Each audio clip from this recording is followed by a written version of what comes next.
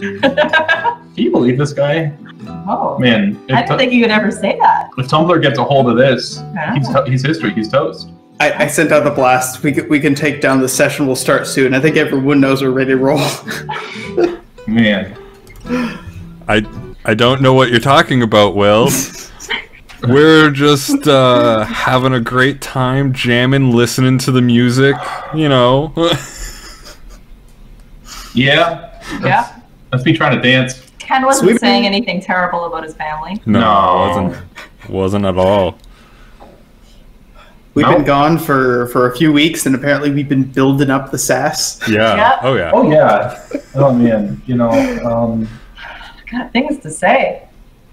It's about Ken's family. It's about Ken's family. So, everything is always about my family. It's always about my family and all the mean things they do to me. Well, starting off with Ken's brother.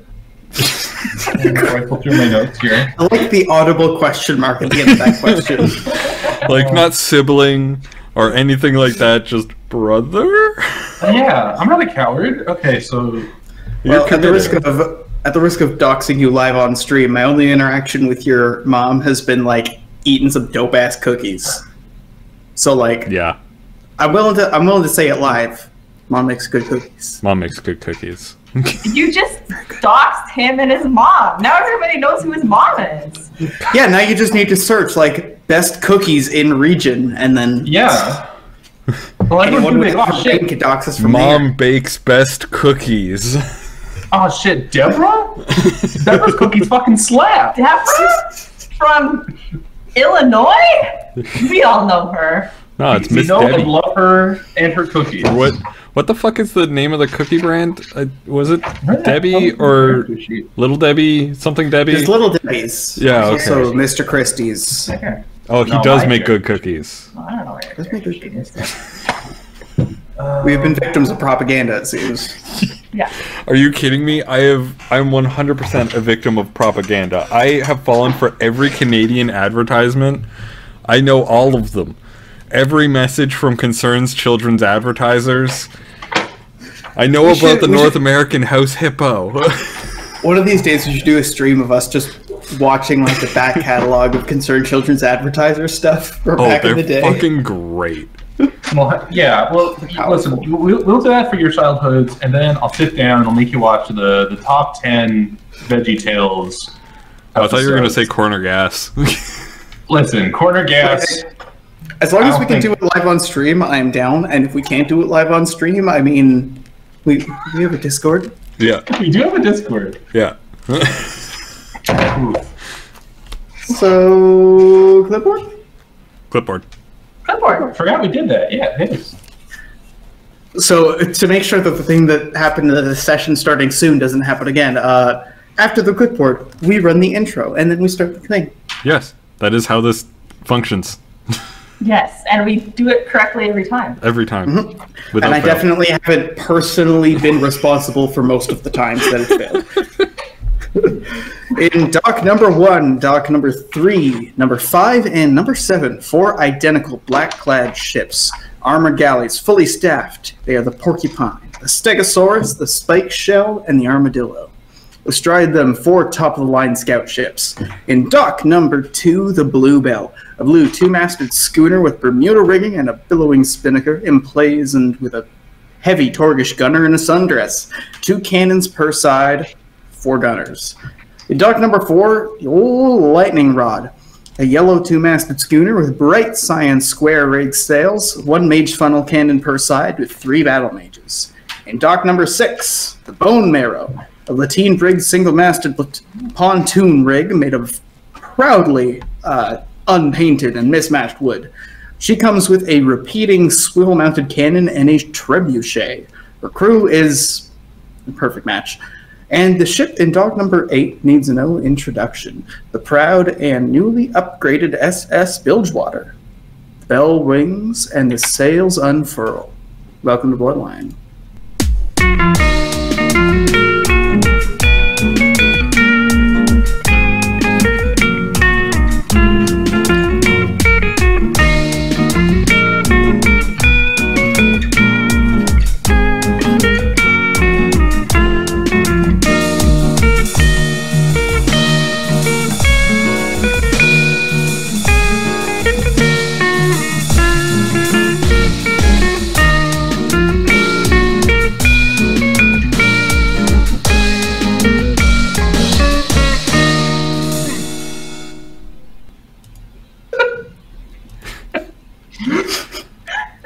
Will, how effective is a trebuchet on the open seas? Discuss. We were just discussing that. Yeah. Like, how effective is a trebuchet in the open seas? And yes, I say trebuchet to annoy people.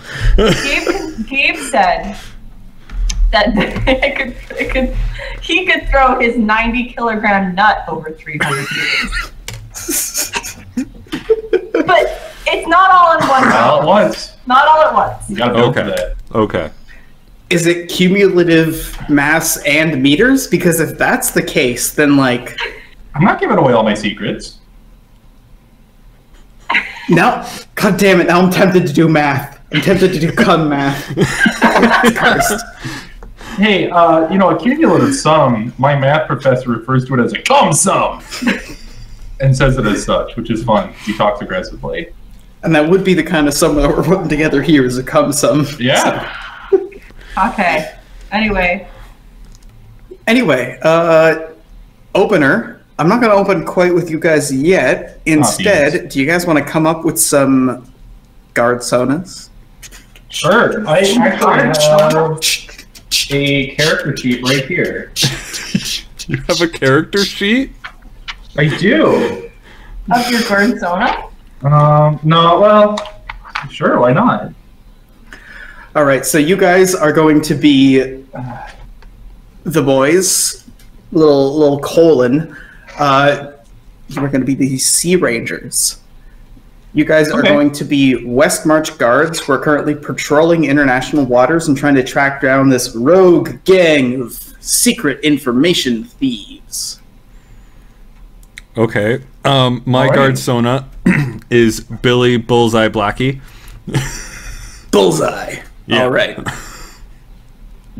My guard Sona is hi, my name's Heather, and I pilot the boat. That's my whole thing. My guard Sona is Bobby Bobbert Blueberry. Triple B! All right. Triple B, please stop eating that big sandwich. You're getting mayonnaise on the deck. So all three of you,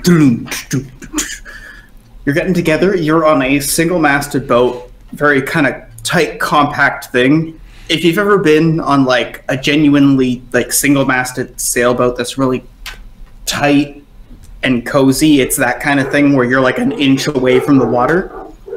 You are in the... Is that audible over the microphone? Oh, yes. Oh yeah, no, it's very audible. Those dogs are going. They're Yeah, down. And now a word from our sponsor, audibledogs.com. Oh my god, that could totally be a thing. Dogs that are audible? Just dog barking sounds or like dog ASMR of like, here's a dog with the zoomies, and it's just like and then it's like small dog with the zoomies, and then it's like teek teek teek teek teek teek. Yeah, but, like the sound of like puppy dog clipping the toenails on the board. Yeah. All right, so the three of you are inside this really small ship. You've been lowered off of like a 7-masted, ridiculously sized galleon that kind of just crawls along the open ocean. You're responsible for tracking down these information thieves. You are currently on what's referred to as the freeway with a capital F. It's a major trade route that runs from Revoid Bay kind of towards the middle of the open ocean. Am I Bobby? Triple B? Oh yeah, you're a Triple B. Man. Bullseye is in the crow's nest. He has a rifle with as many attachments as he can fit, and he is scouting each and every single boat that comes past.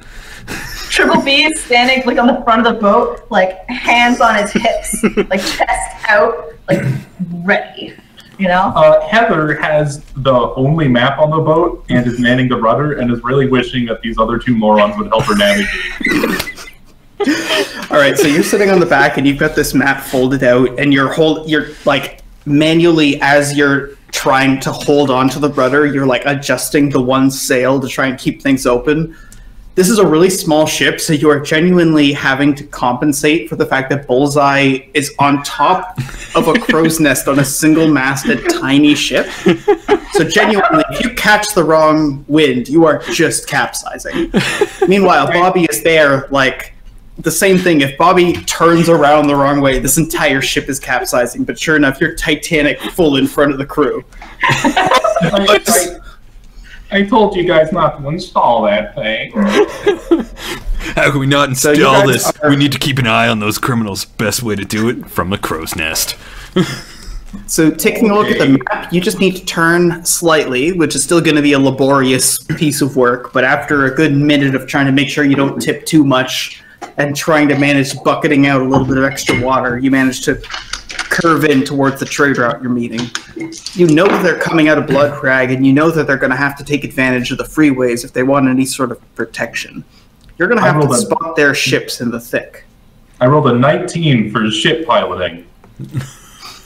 All right, so you're keeping things steady, and then you manage to catch a good wind. It's mostly forward, and then the inertia of it is making it so you're not too tippy or anything, as long as you don't get too testy with the rudder.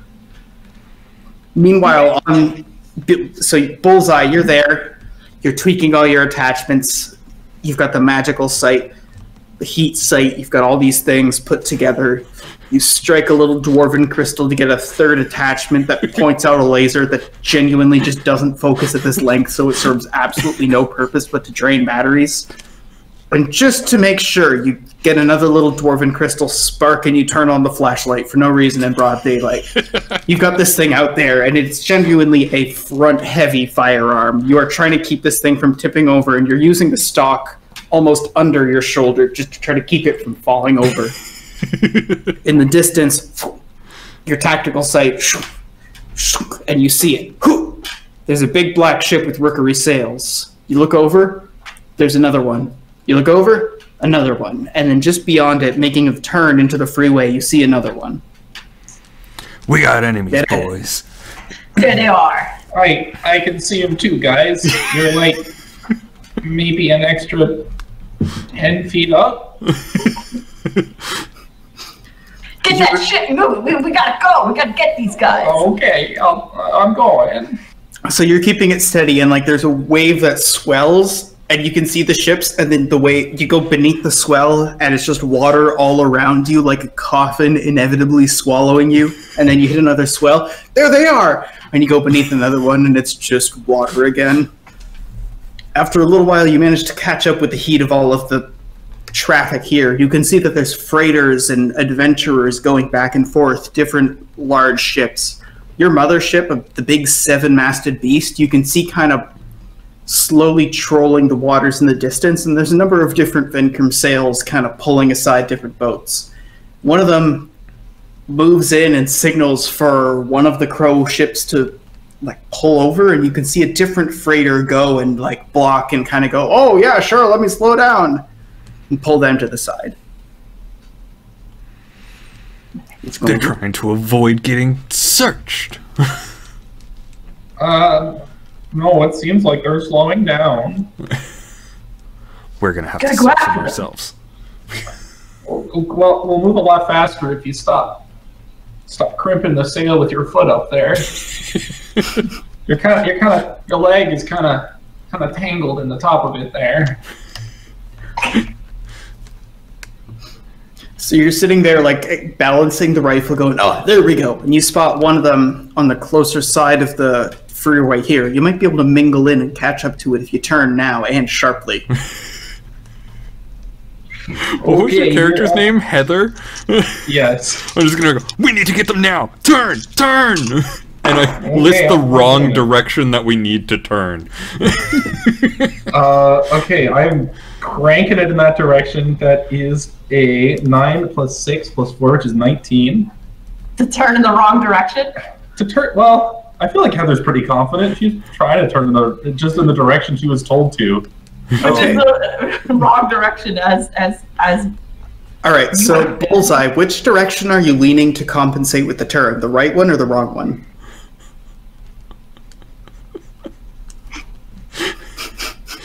Just quiet cackling, is that the response? That's my response to any situation, Will. Odds or evens, then. Let's do it. Well, it's Blueberry that's got a... It's triple B. Is it me? You're the one that's got a lead. Oh, both of us? Both of you are going to separately. Okay. We've got a 19 to steer in the wrong direction. Mine was odds, and I rolled a 2. I didn't say it out loud, but I always go evens, and I got an odd. I didn't say it out loud either, and I always go odds, so that's just... I got it wrong. I got it wrong, too. Alright, so both of you guys, give me a roll. Give me a grace roll to balance yourselves. Oh, what's my grace? I'm going to say triple B is not very graceful. I'm going to say that he has 2 dots in grace, but low physical. I'm going to say he's got high physical, but no grace. So I'm going to say that he... 9. That's going to be a 7 for me. Alright, so 9 plus 7, that would be 16. So there's a 3 in total, which isn't enough to balance this boat. You guys back on the other end, you're watching and you see you're kind of in the middle of the freeway, steering between people, keeping an eye on your kind of mothership behind you. There's one law enforcement ship that kind of goes towards you. You can see it waffle, kind of half turn towards us, half turn away, and it just capsizes. Well, no cops now. Bullseye! Okay. You were doing so well! He had such a promising career. He was gonna make captain someday. Alright, so you guys and your crew are currently on the SS Bilgewater. You've just hit what's colloquially referred to as the freeway, a little ways away from Bloodcrag. I'll get you situated on the map.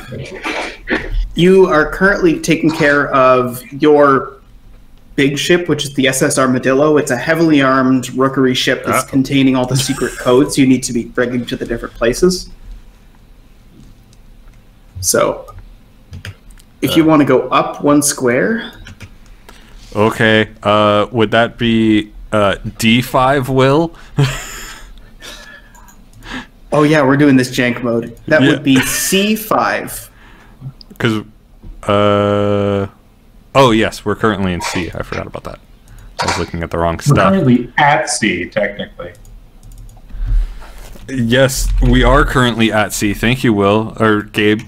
I'm not I appreciate stressed. your joke. I am acknowledging my appreciation for your joke. There we go. I'm not stressed about having to do this manually because my system broke.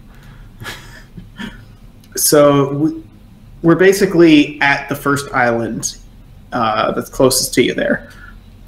At this point, you can see one of your ships breaking off to join the freeway in the other direction. You guys are joining it heading eastbound at this point. Currently, it's like early morning. Who's doing what and how are we doing? You guys have some distance to make, but right now, any sort of like ships from different kingdoms or other like government entities are off your ass right now and you're in open waters. So I would probably be on lookout with Warbles. We are both currently laughing at this one police officer whose boat is capsizing, and he decided to dive off and failed his dive miserably and belly flopped into the ocean. So you're sitting there and you see the plap against water, and you kind of like everyone below on the ship is seeing you kind of limply looking through Warble sentences in this kind of a vague like, hey. You survey around, you see that you're free of law enforcement, and otherwise the ship seems to be good. Warbles is getting a little anxious and looking to get back to the ship. Yep, it's very tight circles out here. Very, very tight circles. How far away was that law enforcement boat from our ship? Maybe 300 meters? If only we had a 90-kilogram projectile. 300 meters is the distance. Well, it was a pretty nice-looking piece of equipment that guard was wielding. It'd be a shame to just sink to the bottom like that. Oh, he immediately like threw it out of his hands when he went to go dive. Like, he doesn't even have it on him anymore, like... Ooh. Shame. Slowly sinking below the waves. Yeah. So, yeah, what's everybody else up to on the ship? What is Jane up to right now? Probably ship stuff. Ship stuff? Right, you're in the middle of the ship, adjusting the sails, keeping things nice and open. So far, it's pretty easy. You can kind of, if anything, lazily lean against the mast and wait until you need to adjust. You're keeping a steady, consistent course, and you're just waiting for any sort of feedback for what happens next. What about Sun? Take a wild fucking guess, buddy! Crafting, boys! Did he craft during the 2 weeks that it took us to, like, travel up north? To travel to Bloodwine? They did that. Yep. Oh, you guys did that? Off screen oh after session. And you still have more crafting to do? Yes. Yeah, Wait, so that wasn't the 12... I can't remember if we did that off screen, or I don't know if I actually added it, but... I think we mentioned you being close to 60%. Yeah, again, it's close to 60%. So, yeah, I think everything's good. So that is 10 plus 15 for their 5, so that's 20 total. So plus 18 from Ken and Yi. Both of you guys are below decks, carefully taking parts and putting them into place. I'm just waiting. I'm just waiting for the time where Gabe finally finishes this, and before we're able to use it, Will sinks our ship. No! Don't fuck up. You gotta let us use it at least once. No, I'm So- after it. What percentage are you at right now? I am at math. Plus 44 is 82. And, okay, I am at 60.8%. All right, so you finally finished the last little bit. You and Ken and Yi clamber your way up. You move all the parts. You pick up a crate, put it down. Ken and Yi climbs up and he starts carrying the crate up and put it next to you. And you take everything out. In the front of the ship here, you have a pillar, the same one that attaches below to the apparatus, and you start putting the pieces into place. You screw them in, and now you basically have an inert gun without any functioning parts that's bolted to the front of the ship. Yes. Once you hit 80%, this thing's going to have an unintelligent fire mode where you have to manually aim and shoot it. Once you hit 100%, the AI thing with the dwarven head that you kind of screwed together and put together is going to actually... yeah, it's going to auto-aim. No, I mean its name is Otto. Its name is Otto. It's auto. It will auto-aim using its auto powers. Exactly. Yeah. That's why I named it. So its name is OTTO instead. Yes. It's the stupidest name, but I love it. So you guys have fixed the last little bits, and you have a limp set of cannons kind of hanging on top of this thing. You still need to put together the actual, like, grape shot magazine things. Now that you have this thing out and on the front of your bow, what can you tell us about this gun, what it does, what it looks like? Well, I was always envisioning it as like a like, you know, Torbjorn's turret, how it's got those two cannons. So it's like the recoil of the one loads the other, and then bam, bam, bam, bam, bam, bam. Like, not So like is this like gun. a top-loading magazine? Is it like a drum magazine? Is it a funnel of some sort? What are we dealing with? It's 100% just a big funnel that you cram just projectile into, and then a smaller, separate sort of paper-fed cartridge system that loads powder in. I was gonna say there's gonna come a time where we're gonna have to reload, and Sun's just gonna grab a bucket and go to like a barrel full of ammunition and just scoop and just dump it into the funnel. Oh yeah. This is like this thing is definitely a quantity over quality sort of setup. We got the cannons if we want to aim at something, and then we have this thing if we want to just swath an area in lead. Death. So normally the like basic ammo, quote unquote, that you would have with a firearm, it depends on what you have, or like a crossbow would have like different types of arrowheads. With the cannons, it's the same thing. You have your classic cannonballs, then you have grape shot, which is a bunch of little things like buckshot, but for cannons. And then you got chain shots that actually like break apart, turn into a spinning thing, and like knock down a mast. So what you do for this thing is you basically take the grape shot, except instead of these being the buckshot kind of equivalent, you load them individually into this funnel. So it's something you already have on the ship. You just take these and go clunk. Oh yeah. Put 1 barrel, 2 barrel, and then a powder feeder on one side, a powder feeder on the other, and then it should be good to go. So currently these are both unmounted. There's just these big kind of empty mounting points that are there, and you get the last screw in tight, and this thing limply moves back and forth like, but there's nothing working about it. Ain't she a beauty? Yes, she certainly is a beauty. What does Warbles think of this thing? Shiny. Shiny. That's all you got. Big and shiny? Yeah, that's kind of what I figured I was going to get. Yeah. So the wind shifts slightly. It's moving nice and strong easterly right now. Pretty much the direction you needed to go. You start to make a little bit of headway here. You make... Are you able to switch to the map screen there? Yep. You make your way just under 2 squares eastward. Alright. As you make your way away from this island, you join into the central mass here. There's a lot of different ships, different sails, different colors, carrying a bunch of cargo up and down this sort of channel here. It's more or less in the open ocean, very common routes between very visible like landmarks and stuff like that. So from here, you expect to go close to that point and then out into open ocean. Okay. We've made our way to the late morning. What's everyone up to now? Probably trying to get some breakfast in. Yeah. Got a few warbles, like... Yeah, Warbles is a little bit restless. What do you feed Warbles when you're out in open sea?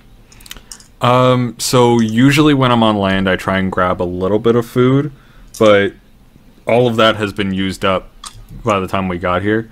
Like I try and grab like berries and just sweet things, or like just stuff that you would normally eat. Right now, it's mostly just feed that I've bought. Alright, so Warbles is kind of like annoyingly leaving you with a bunch of extra feed in your hand, and then asking for feed really early, and then barely eating any and walking away kind of disgruntledly. Rutger's down there going like, you already had breakfast. Hold on, I'm making lunch already. Jeez. You can hear the clinking and clanging of pots being cleaned before they can be heated and filled up again. How are things going for Jane? You're in the middle of the ship, and it's a nice, solid, firm wind. You're able to go off and do other things if you wanted to.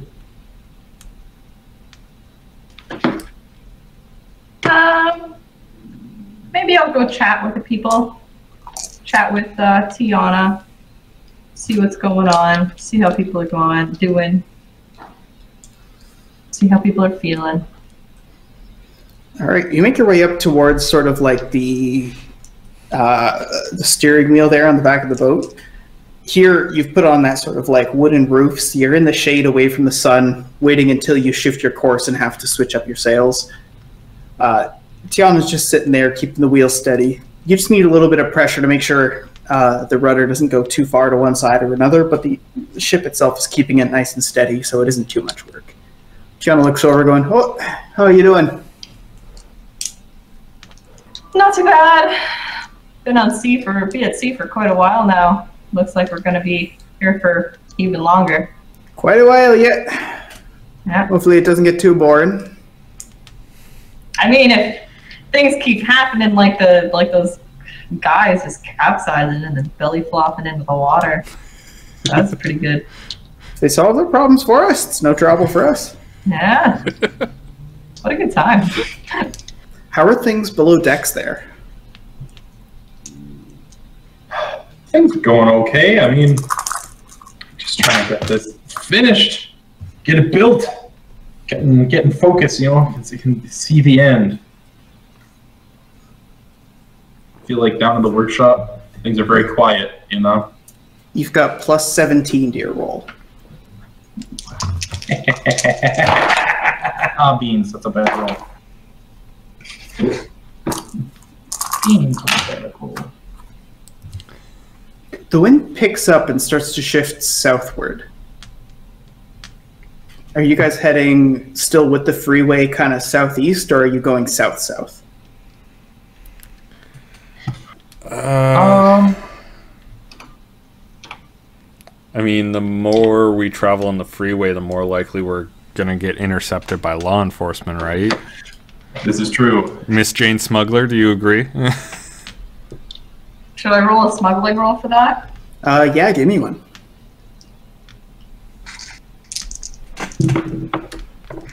Ooh, that was a really nice roll.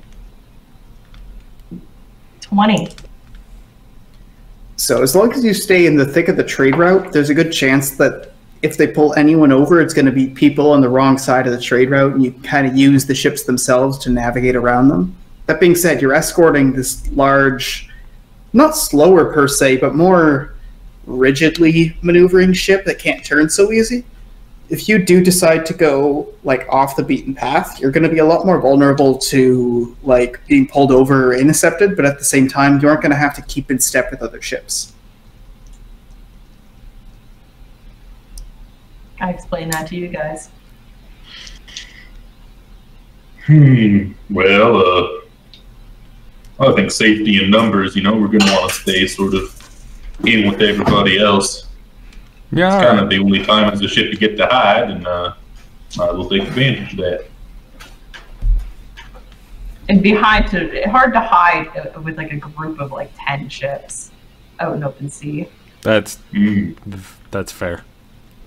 At this point, you were like 4 motherships and 4 like guide ships, basically. One set of them has peeled off going northward towards their section of the route. You're down to 3 sets of ships. They're more or less in step with you, all heading the same way.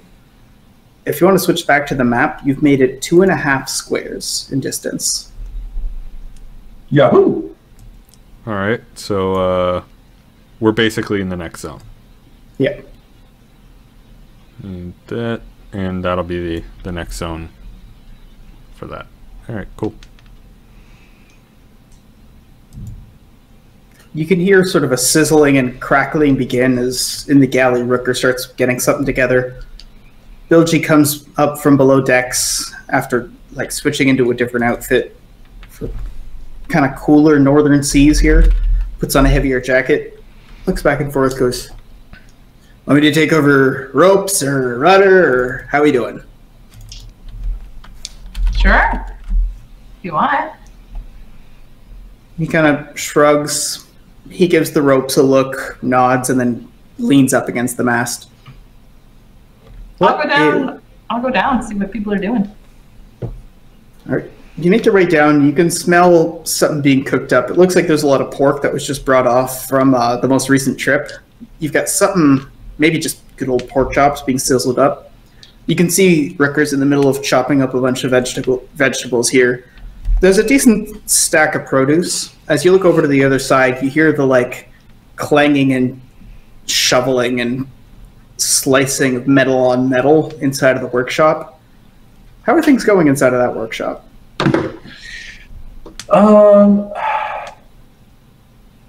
You know, I feel like kind of getting past the halfway point, trying to get that sort of dwarven AI thing set up. It's a lot less bickering than there was at first, you know? Not in an angry way was there bickering, but in like, oh, we can do it this way, or no, I think we should do it this way. Oh, no, it has to be. And now it's just like everyone knows what they're doing. Just you've settled bang, into bang, bang, bang. Just clinking and clanging and the occasional damn it as something goes wrong, but just straightforward two machines working away. All right, you got plus 20 on this one. All right. 2 machines working away on a machine. Yeah. What is... Well, I guess I should say, what is Warbles up to?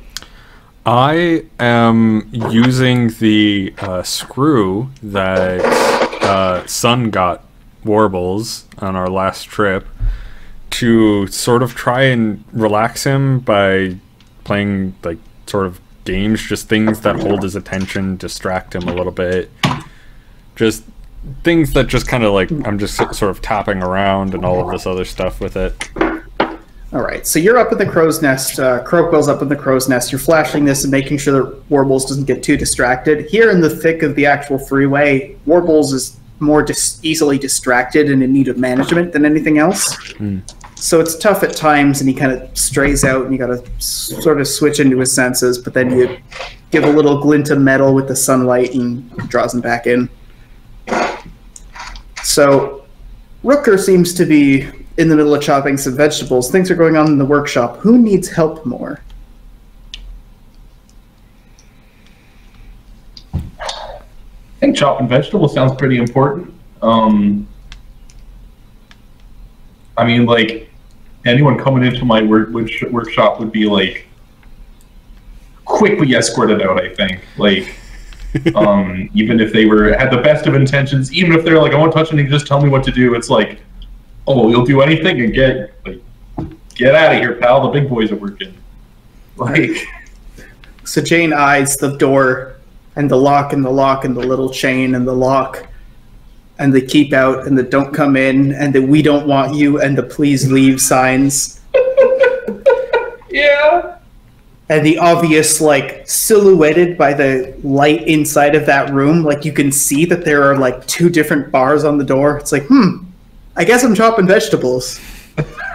Want to give me a craft cooking roll? Don't you miss making the craft cooking roll? Is that a mental? Or that would be a physical. A 5. So you go in and you go to chop the carrots, and Rooker goes, actually, maybe chop the potatoes in big cubes. He takes the carrots away from you, and you can see him slice the ones you already sliced into like half their thickness. You chop up some really big, awkward potato cubes, and he goes, thank you, you saved me so much time. Puts the carrots in, puts the potatoes in. Let's see, do you want to stir this a little bit? And he passes you the spoon. Nice, steady motion. Just keep constantly stirring, nice and steady. All right, after a little while, you have like a sauce ready on the side, mixed in with the vegetables for a bit of flavor to cook them all like together with each other. And the pork chops, you can see Rooker finish them up, and he goes and starts to plate things. They go from person to person. There's kind of like an apple sauce with like some potatoes on the side, carrots, and a little bit of celery. Nicer than your usual galley meal. Meanwhile, that's nice. Yeah. Kind of vibing. The wind shifts against you now that you get towards sort of like the noon hour in the middle of lunch. It's moving pretty much dead west at this point. Are we moving east? Yep. Pretty much dead east. Well, actually... Wait, how the hell did I do this? Oh, I think you're 1 south of where you gotta be. How the hell did I manage that? Where the heck is... I'm at D6. I need to be in D5, don't I? Dang it. Daggone it. This is why I built a system to do this for me. Because I'm terrible at this. You made the mistake of building software, and then the software betrayed you. The software has betrayed me, and I will never trust it again. I'm going to spend this entire weekend rebuilding it. So at this point, you are hitting the point where the freeway breaks. Now you no longer have the bulk of ships going in the same direction. A bunch of them are heading northward between that landmass and the crag. A bunch of them are heading southward into the thick, which is what people call kind of the stormy sea and where all the ships try to navigate around the storms. You, however, are heading just south of that chunk of land, dead across the sea, kind of out in the open. Nice. What's the plan of action?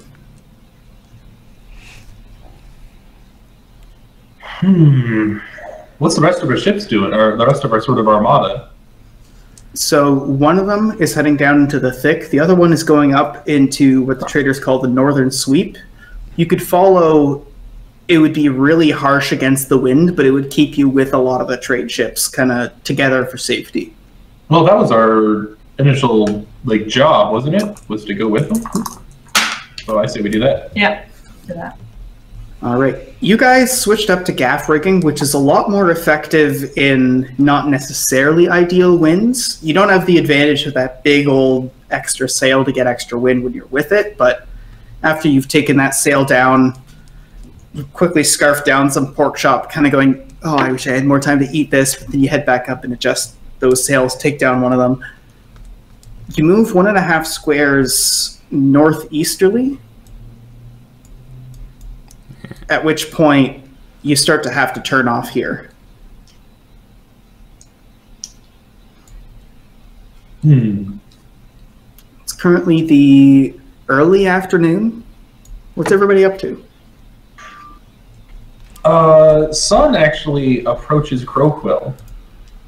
There's a Crowquill. Do you mind coming down to the workshop for a sec? Sure. I'm literally just getting out of the crow's nest, just all right, Warbles, let's. You don't want to go down into the workshop, so let's just go and put you on the table, shall we? I go put Warbles on the table with a little bit of feed, just a slight bit of feed, just kind of not in my hand, just in a pile on the table, and I go, all right, let's go.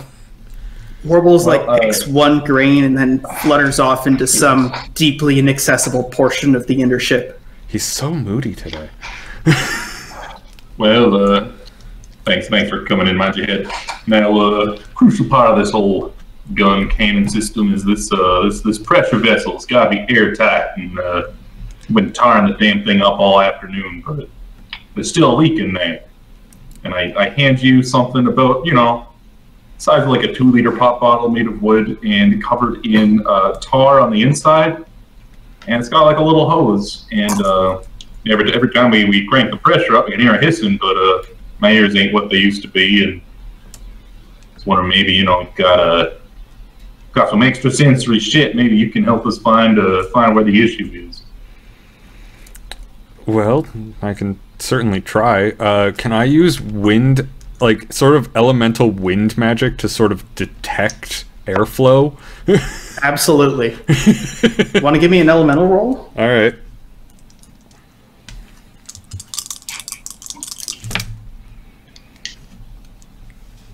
So The it's highest I could possibly get in a magical roll is a 6. Yeah. So for that is going to be 18. 18. So it's much like when you when you're trying to actually check a pressure valve and you're in say a basement small lab with not a lot of wind pressure you can feel for where you get a little bit of air. You're doing the same thing, except you're pushing and pulling and you're going, oh, there it is. You find a little corner with a little needle point. You point it out, and then you move into caulk it. You look around, and then after a little minute, it's you can't really do anything to the air in there, and it seems tight. Want to add that elemental roll to the skill roll for this one? I would love to. Well, there you go, son. It's all solid and sealed up. Nice. Well, thank you kindly. Anything else you would like? Would you like any of the barrel enchanted? Perhaps resistance? Just make it hardy. Anything that you feel is a possible thing that is prone to break. Yeah. Well, the barrel's going to be under a lot of heat stress once this thing gets fired up. I don't know if there's nothing you can do about moving energy from one form to another. I don't know if that's something you can do, but it could be an enchantment that you put on it using your ritual magic down the line. Yeah, that's what I was thinking, but You have plus 20 from Kennedy working on the cannon itself. Let me know if you get to 70%. All right, will do. Meanwhile, Jane, you're above decks. The wind has shifted. Here, you're just kind of getting to the other side of where the crack is, and it's starting to move northward. You're kind of getting sucked in by one of the air currents. So if you're breaking away, now you have to move kind of perpendicular. Where are you heading? What are you doing? We're following the trade routes, aren't we? At this point, the northern trade route is breaking off. You need to get to Bloodwine for your first delivery. Okay.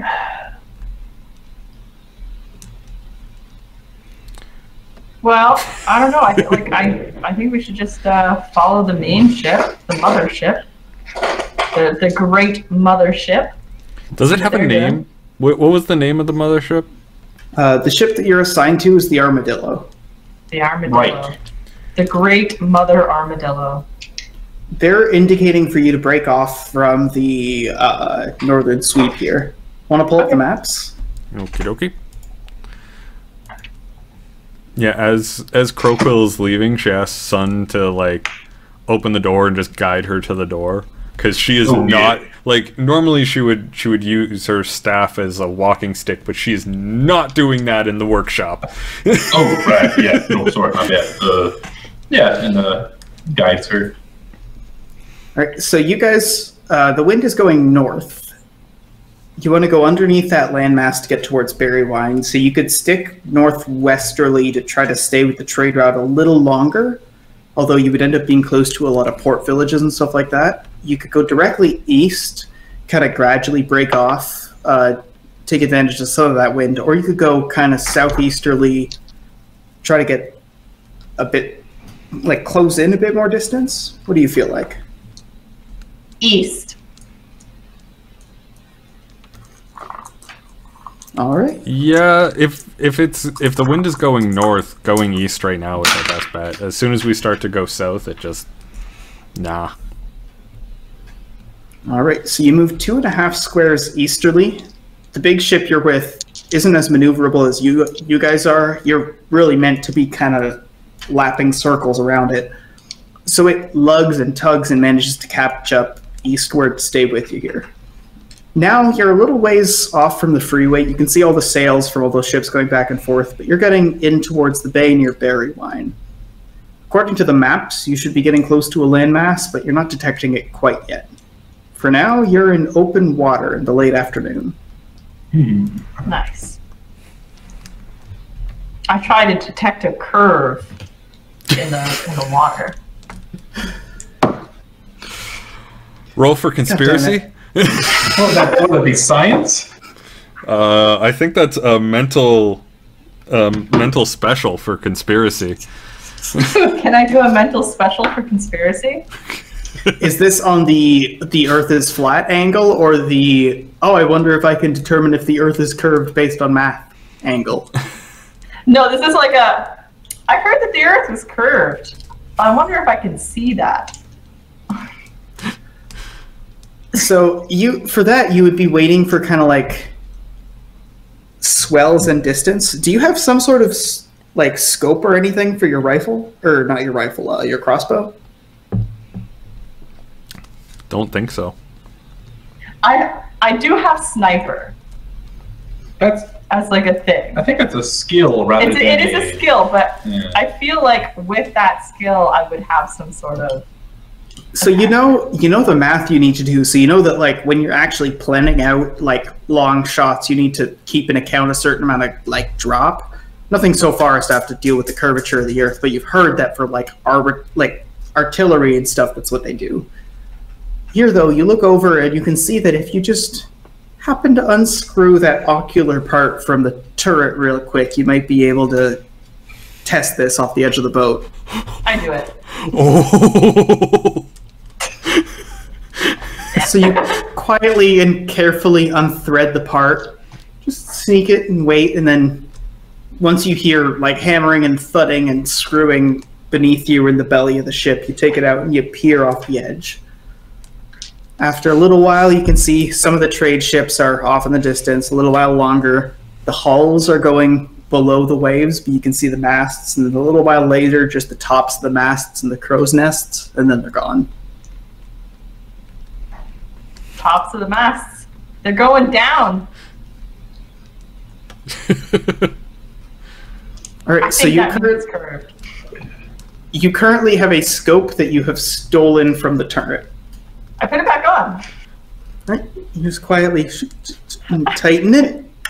You know how to use a weapon. You know how to be careful with the screws, and it's just as tight as before, like nothing ever happened. Yeah. This is really. Hey, what are you doing? I'm just sitting here. What do you mean? It's really more so Sun's fault for not tightening those screws better. I mean, come on, being able to hand loosen a screw. You weren't touching that, were you? Why would I be touching that? Don't know anything about that. Anyways, come on down. I need your help. Okay, I go down. All right, the wind shifts again. So by now it's the late afternoon, and the wind is shifting from north to like northwesterly, really against you here. You're kind of heading towards dead air here. Right. Well, you got strong arms. Yeah. Well, my brawn isn't so great, but I got like grace and delicate. All right. Well, weapon. this damn motion and energy converter they sold me. It's got a bit of a tuning problem. I'm gonna hold this part back. I need you to reach in there, just tighten that screw. Okay. As long as I hold this back far enough, you cannot use your other hand to hold it. Just need you to reach in there, and you see that screw there? Yep. Yeah. Just be quick about it. Because if I let go, that's finger gone. So. Nice. Okay. So Kennedy is on the other side holding the part in place while you're holding the moving section, and Jane's in the middle just trying to tighten this screw, kind of holding onto something halfway down an awkward bit of twisted metal. 10. All right. Kennedy is giving you a plus 19. All right, and that's a 32 that I rolled. Ooh. Yeah, that was a good roll. Wow. What's your percentage at now? Let me do some quick maths. 13, What do you have to roll to get a 33? Like, I'm assuming you have like plus 10, but like. So you have plus 8. And then 4.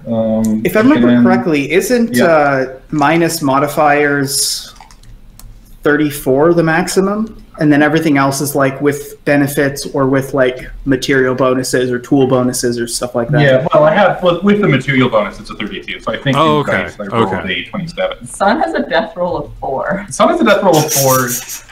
Oh god, one hit with the cannon and you're done.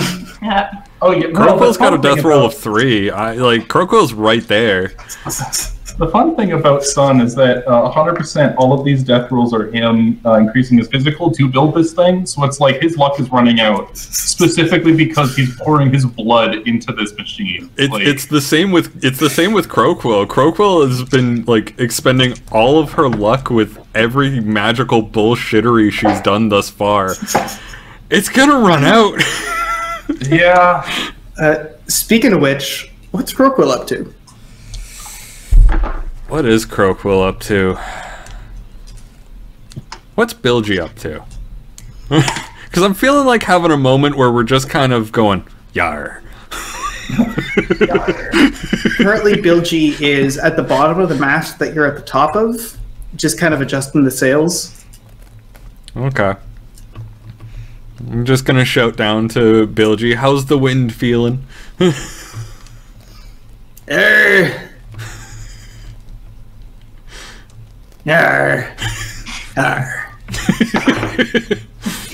Crowquill nods. That's 5. Yeah. And then you feel kind of a hunk, the very slightest like shifting of the ship as the wind catches, and then oh, there she blows. Tightens some of the rigging. Oh fuck. All right. So you're kind of looking back and forth, and as you kind of chuckle to each other, you get a little magical ping from Warbles, who's flying off somewhere. I want to see where he's flying. What's he looking at? Are you rolling Ritual or Druid? Which is the one that lets me see through his eyes? I think it's Druid. That'd be Druid. Okay. Ooh. Good rolls. That is a 28. All right, so you zone in. You can see Warbles kind of gliding along with the wind, closing in on you. It looks like it's getting a little late. From Warbles' height, you probably have like a few more hours of daylight left. And Warbles kind of flaps in real close, settles onto your arm, and then shroomp, the magic switches back to you. Below, like on the deck yourself, you hear Tiana go, "Ah, shit, we got soldiers!" Oh, great. Ooh, kind of stumbling out of the workshop a little bit. Rubbing my eyes, cleaning the soot. What's this about soldiers? You look over to, like, about, 10 o'clock from the, bow of the ship there, and you can see that there's a three-master, a big Craghold land ship that's coming in off the side. This one looks like a pretty heavy one, big enough to keep in tow with your heavier ship, but you might be able to get some kind of interference going. Yeah, I don't suppose that one's going to capsize on its own. All right, let's go kill him. Yeah, I agree with Jane. You see at the top of the mast, there's another just sniper dude with the holding off to the side with gun in another hand, just hanging off the rigging, just yeah. No. I've got 4 Picatinny rails and at least 2 accessories per rail, buddy. Don't mess with me. Ooh, yep, that's 3 masts. Looks fast. Well, how would we run interference on this? Good question. Well, looking for. Does she have any armaments worth noting? Cannons? You look and you see 3 cannon ports on each side. Looks like a reasonable, good old-fashioned heavy galleon from the military here. I'll give you a chance to survey it. It's a formidable ship, to say the least. Very swift, as long as it doesn't have to maneuver, but if you can get it to turn, you've basically freed your host ship. Well, time to earn our paycheck, I guess, boys. You know, I think we should get a ramming thing on the front of this ship. Ship's not really built for it. We'd have to reinforce the hull. I love that idea. And a big spike on the front. Let's get a ship cracker. Yeah. Yeah, that'd be fun. You know those ships that go up in the very north areas with all the ice? Yeah. Yeah. You get one of those with a big metal thing on the front. Yeah. Ram ships with it.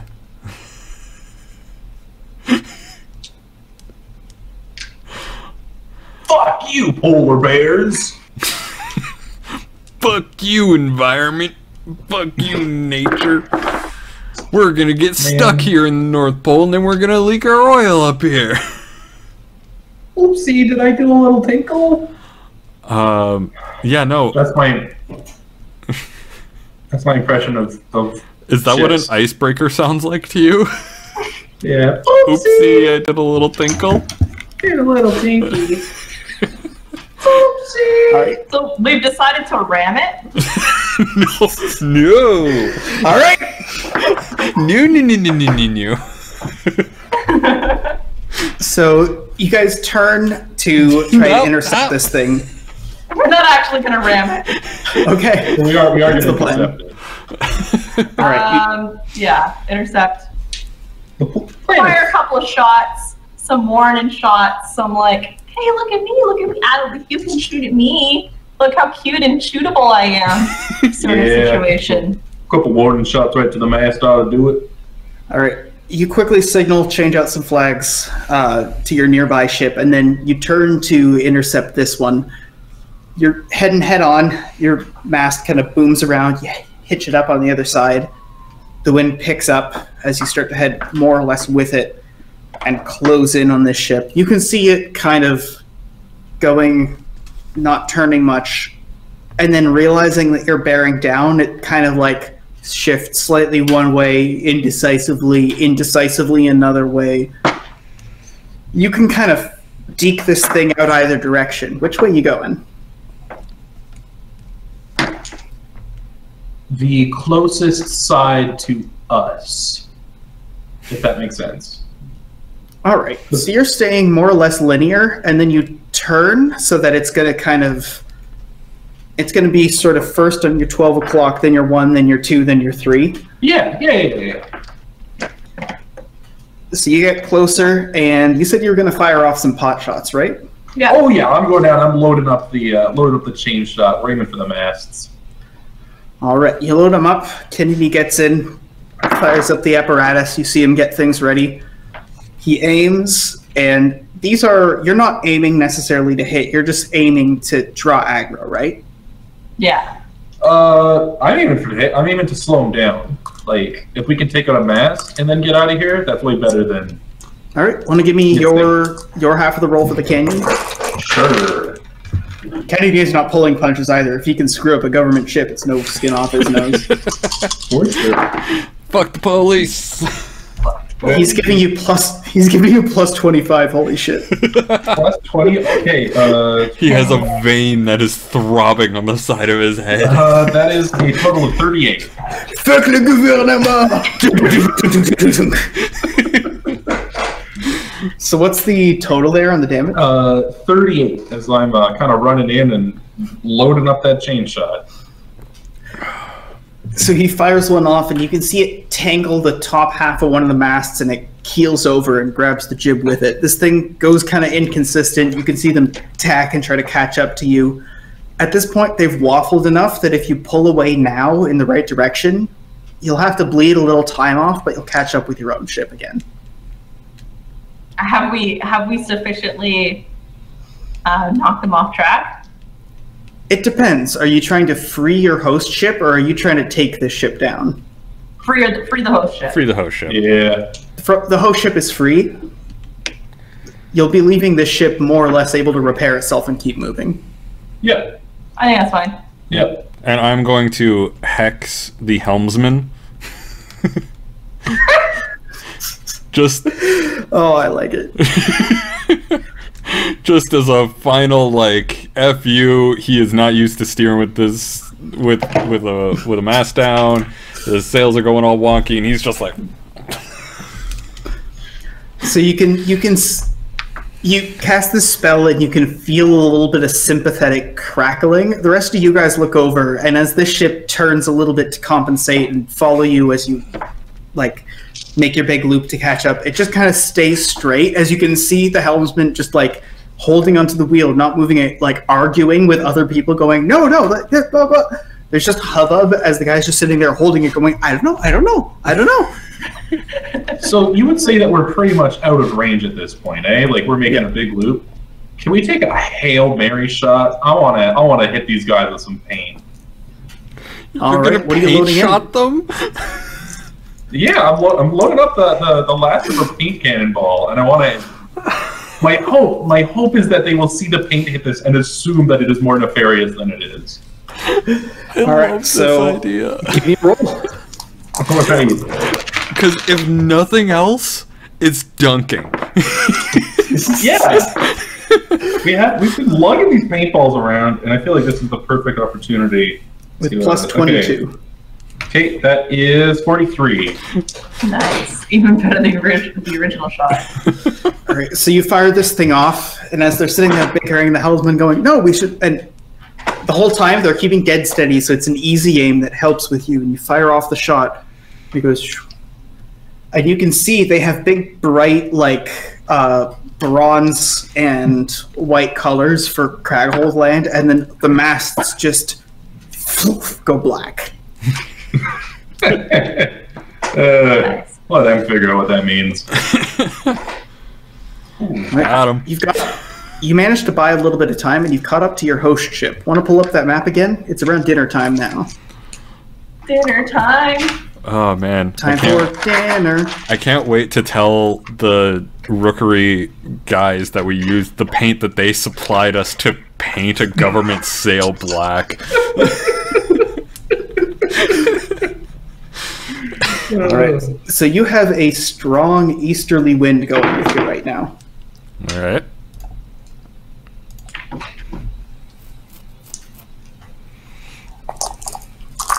So which way are you heading? That would be south, right? We need to head into the bay? Yeah, that was my thought. Are we headed? Oh, I thought we were going up a little bit. The rest of the ships are going up. We are breaking off from them at this point. Yeah. Oh. Yeah. We were heading south towards, like, where Delta is. And that You are going sort of to area. this... On the world map, yes. But you guys are just going on this side of the coast here. Yeah. Like one square over. So you'd be going kind of like east-southeast. Okay, southeast, let's go. All right. So you catch a nice strong wind, you unfurl your extra sail again, and you make your way 3 squares sort of south-southeasterly, just below the coast there. Here it's not particularly well inhabited. It's really uncomfortable, blocky crags out here, so there aren't a lot of villages or outposts set up. There's some boats going kind of to and fro. You are, however, going to get to the thickest part where you kind of move past the hook where Westwatch is, and you're in a, more or less like an enclosed bay.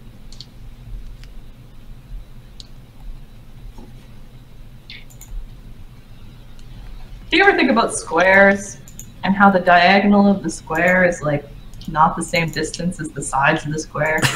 It's a problem that has plagued me for ages. It's the eternal debate between squares and hexes, really. Yeah. Squares and hexes is a Hexagons? very valid debate. Hexagons are the bestagons. So you're pro hex. You're on the hex side. I'm on the hex side. I don't know. I'm a hoctagon. No, octagons don't stack nicely. That's true. They You don't. got your options are triangles, squares, and hexagons. But I think it's a question of the desired gameplay based on the scale you're going with, right? Like, yeah. if you want to do a map, you don't want hexes. You want an actual set of squares. But if you want like a mechanic wherein you traverse a world, a hex might be ideal. Yeah, to sort of better represent 3-dimensional space. Yeah. Or It at also least depends how 2-dimensional space better. It also depends how important movement is, right? Like if you can only move 5 squares, it doesn't super like it's like approximately a circle, you know? Like roughly. Speaking of roughly, you guys can see just barely off the edge of like each side of the ship that you've managed to make your way into this broad open bay. It's getting close to dinner time. The light's getting low, but it's still out there. Still solid sailing hours. If you wanted to, you could crank out a little bit more work unless you want to slow things up. What's your plan? Oh, I'm cranking out a bit more work here. All right. Cranking it. Wait, not like that. Bad rolls. So you've got plus 16 on this one. 16. All right. Not the best roll from Ken and Ye. Not the best roll for getting you. Feeling sleepy. Oh, so sleepy. It was all that concentration into that shot. You just You know, that's fair. A lot of excitement, then going back to precise work. It doesn't balance too well. no. Meanwhile, Ricker's finished doing a bunch of dishes before dirtying them again, making a little bit of reheated stuff for tonight, as well as a little bit of sort of fish on the grill. Sets aside a few plates. He knocks on the door, goes, "Do you want dinner in the workshop, or do you want your dinner out here?" Yeah. There's some pretty noxious stuff in the workshop. Thanks. I come out and sit with everyone else. Right. Kennedy follows suit a little bit after, scarfs things down pretty expediently. Yep, me too. How are you, son? How are things going with the gun? Good. You know, there's a little bit of a misalignment with some of the optics there. Had to rebalance them. It was weird. Must have been something locked loose during that fight or something. Yeah. About that, would you? Maybe you installed it wrong the first time. Maybe.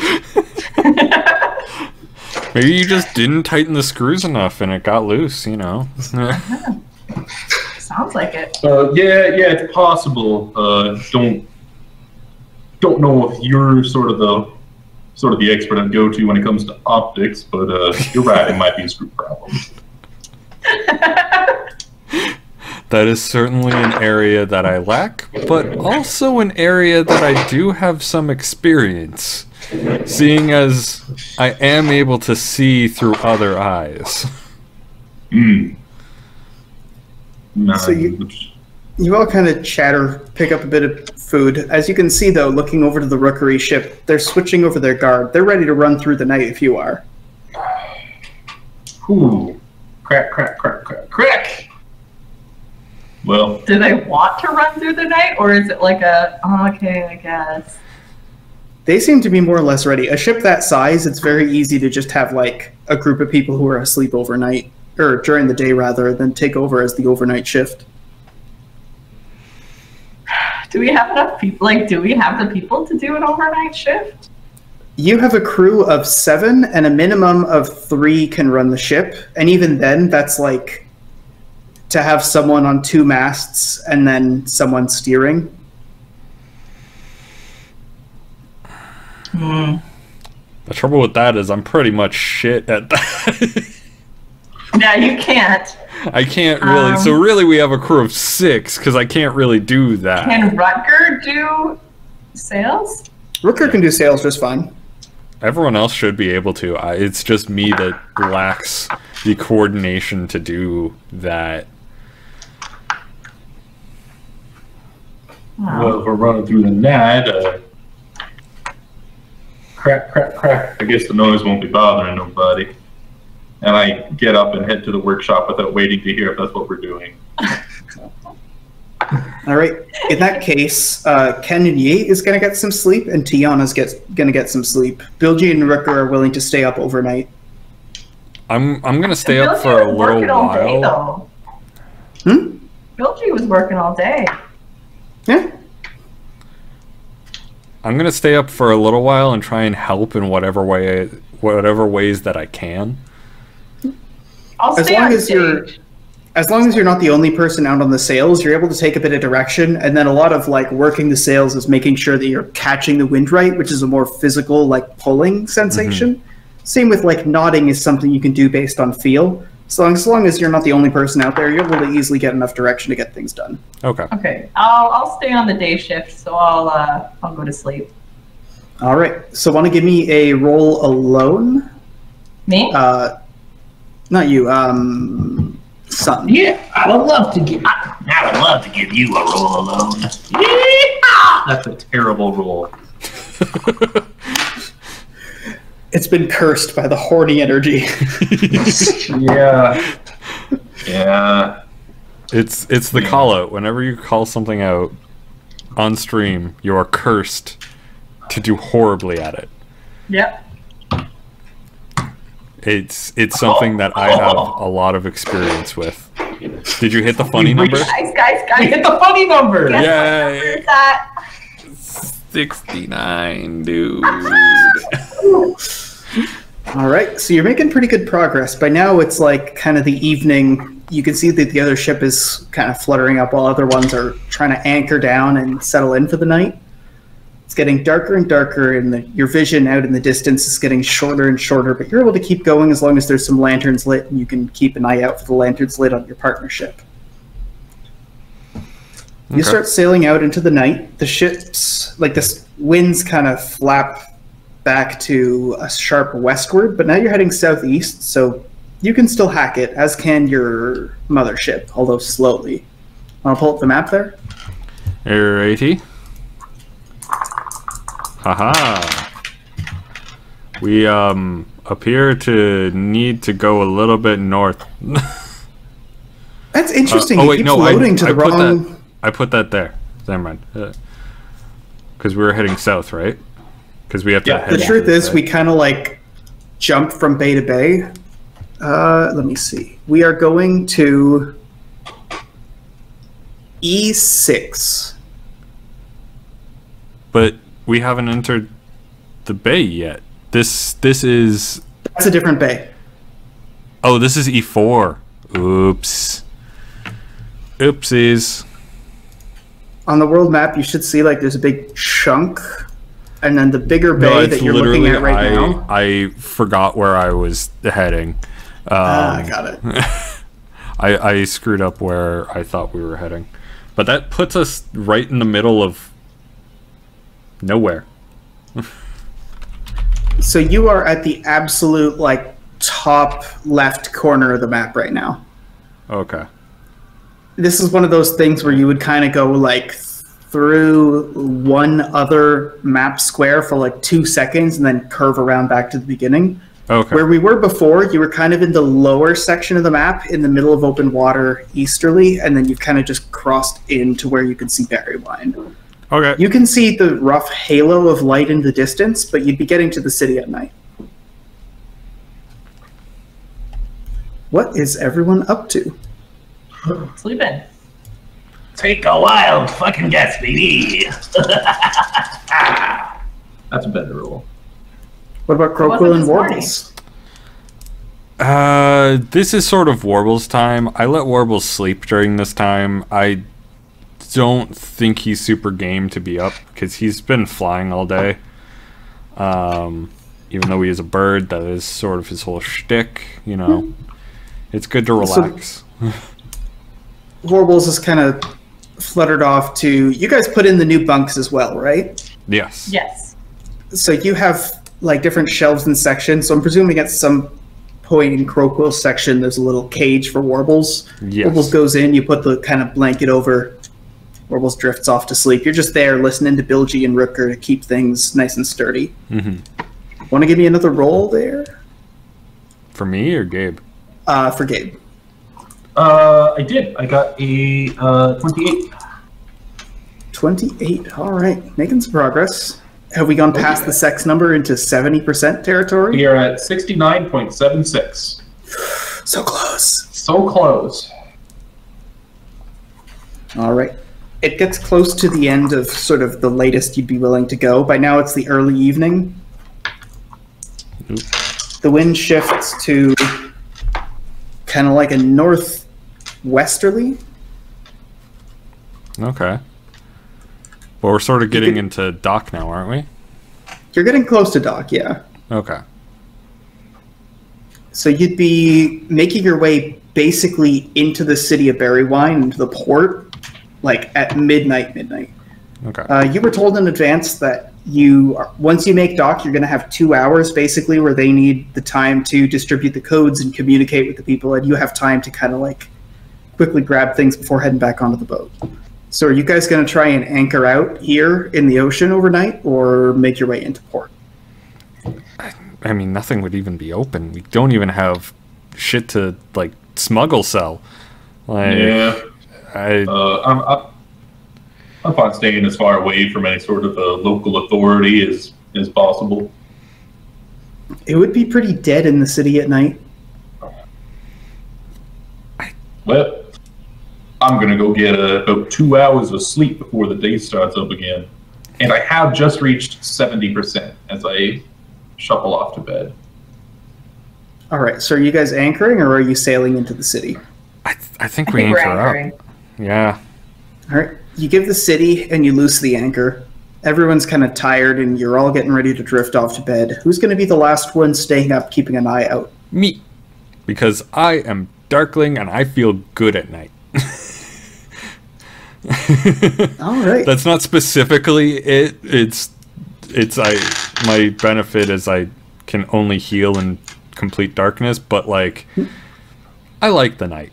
Even though I don't see the night, I feel good. All right. So it's dark, everyone's kind of gone to bed and it's very quiet. The sloshing and clunking of water against board makes it so that you have a very good sense of where the ship is. You snuff out all the lanterns except for the one that needs to be out there for signaling, and even though you can't see it, you can feel that it's dark out again, and you feel more comfortable in your own body here. I feel good. There's just schlocking. You don't hear any signals or anything. The people who were going to wait until early in the morning, your shift comes up. So Tiana and Ken and Yi wake up after about 2 hours or so. Meanwhile, Crowquill, you hear them getting ready, and Ken and Yi kind of groggily clambers up to keep an eye out so you can head to bed. I head to bed. All right. It ends up being like kind of in the witching hour in the pre-dawn where you're able to unfurl your sails and get a bit of headway again once everyone's ready to roll.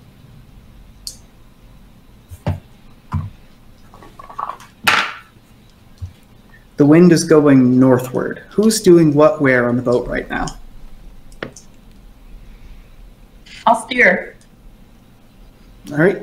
So Tiana and Kenyon Ye are at the sails. You're at the helm, keeping the rudder in check.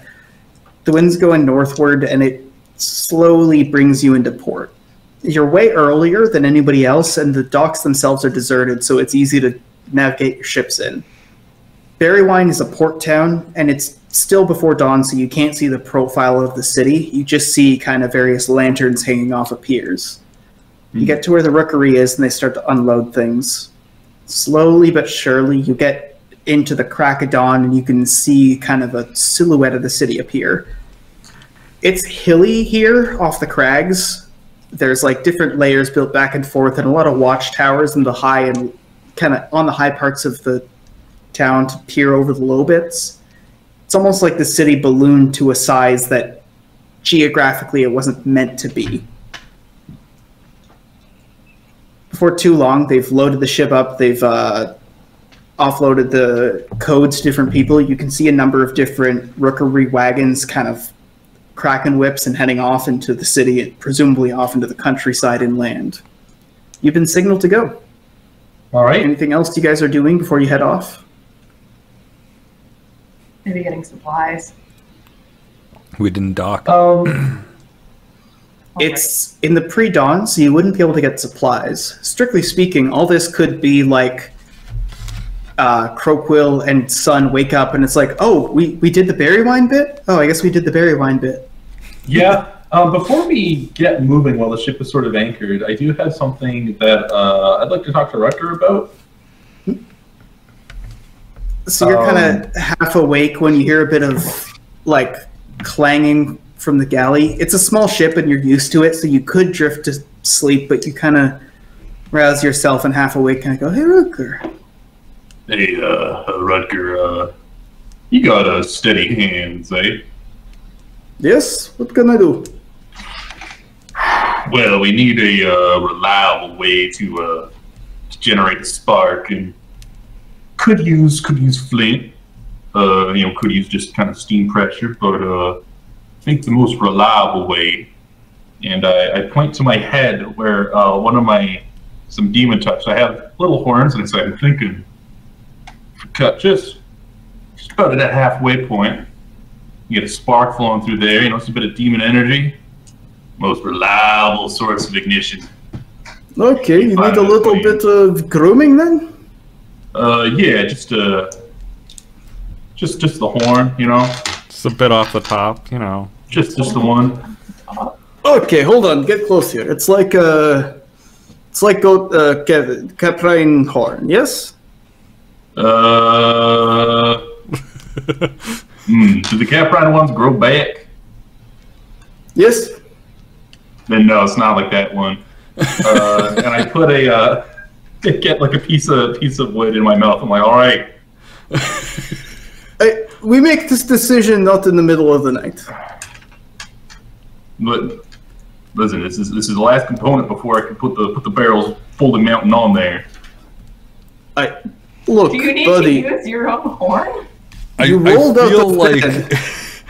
I feel like the reason why he's so adamant to do this is because he's been arguing with Ken and Ye about it.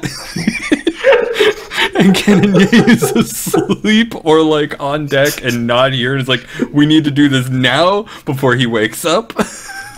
You have to think about this from my perspective. You roll out of bed, you come up and go, "Hey, trim my horns." It's not both, just the one. Look, I don't know if it's gonna grow back. It's not. I've never tried it before. You know, I just. And I am saying okay, but I'm also saying okay and confirm in the morning. Go back to bed. It's okay. All right. Crumble. You picked up the artificer thing, right? I did. Does Sun choose to go back to bed? No. I mean specifically, like, would Sun as a person reasonably go, okay, I guess I should get a little bit more sleep? Or would Sun genuinely be like, 2 hours, good enough, get back to work? Yeah. Normally, no. Normally, Sun likes to sleep. Right now, it's so close. It's so we're the loop, where one of them will fire and then the second one will fire. It's so close. Do you see this puppy? I do. All right, so you kind of like half asleep, like pull a little bit of pillow, you yank your sheets off, you kind of like wrap yourself in a burrito blanket and make your way into the workshop again. It's still like dark out. It's not even sunrise yet. The light is just peering. It's about to peer over the edge of the horizon. So what's everyone up to? He's not going to trim my horn.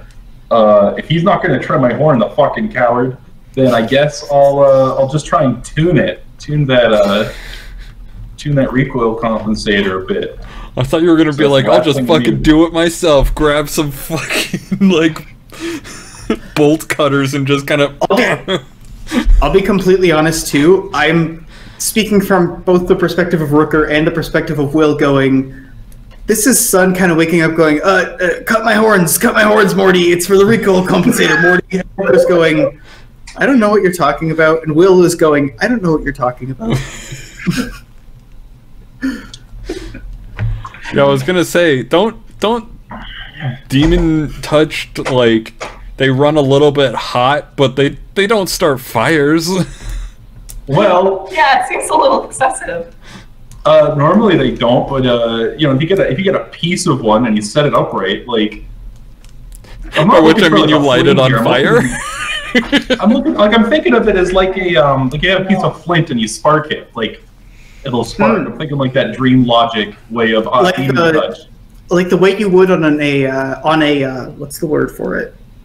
Like an all surface match, all surface. Yeah, exactly. But you know, I'm thinking like just that inherent bit of demon touch. In terms of Sun, he's like, well, it might as well be good for something. You know, I'm not using him for aesthetics. Like, all right. So Sun, kind of half asleep, thumps back into the workshop. Jane woke up early.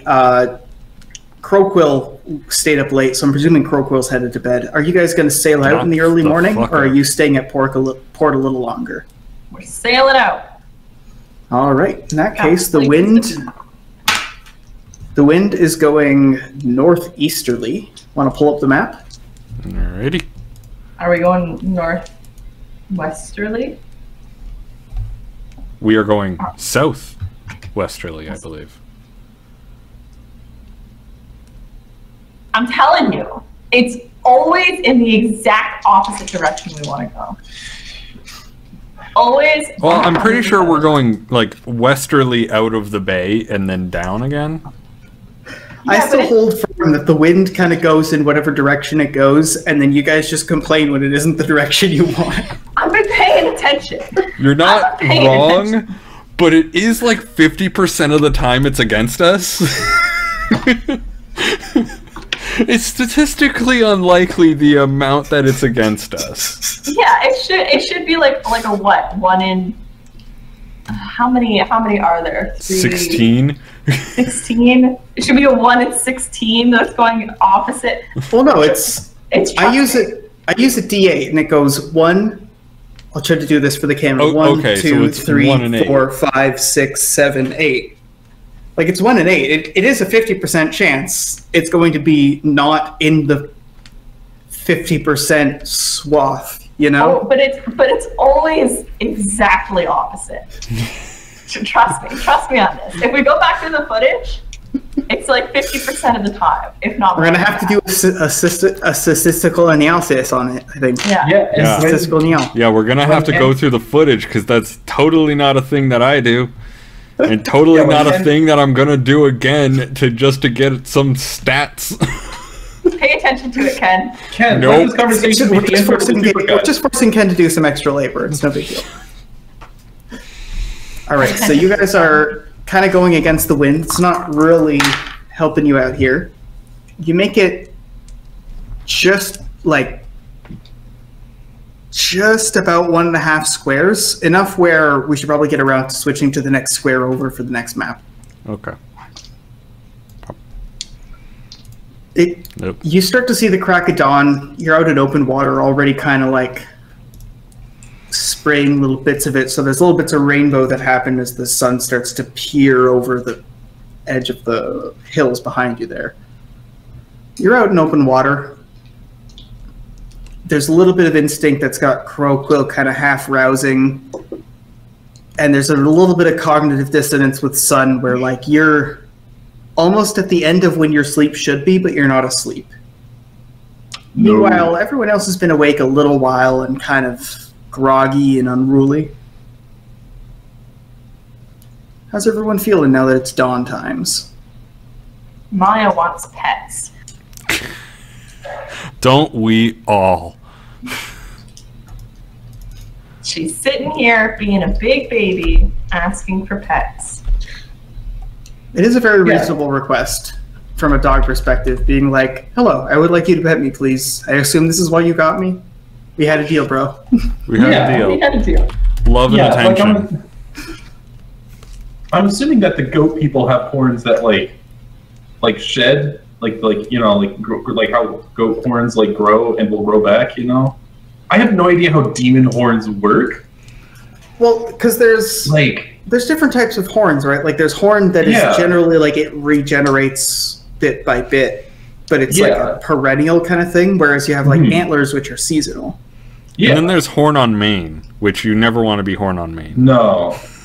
I feel like I don't want to put lore in your world, but I feel like God forbid we do some collaborative storytelling here. Heaven forbid. Like, I feel like if you're a goat person, styling your horns is probably something that like teenagers do. You know, the way you might get a piercing or a tattoo, where it's like, hey, like, you know, it's whatever. You know, it'll either grow back or like, you know, it'll be like a cool ring like in your. I imagine I imagine it's very much like one of these bad boys, like a cartilage piercing, where you go, well, yeah, the inside of my ear is forever going to have a small hole in it, but I don't give a fuck.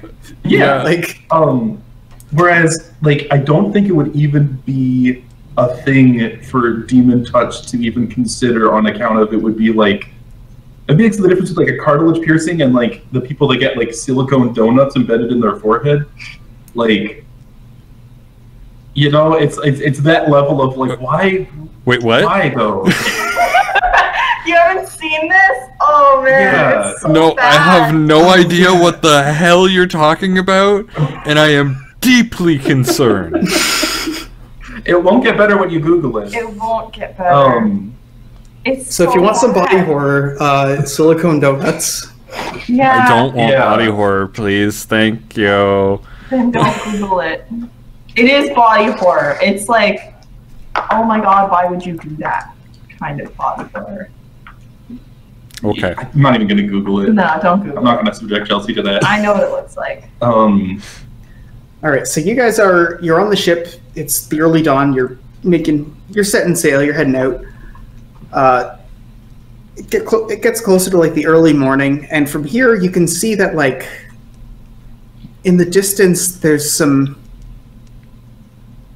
movement of some sort. You're not really sure. You're heading back out into the opening of the bay to go down towards Westwatch now, right? Yeah, I thought that was the plan. Yeah. All right, want to pull up the maps? We're going to be heading to sector D6. D6 indeed. I did the math.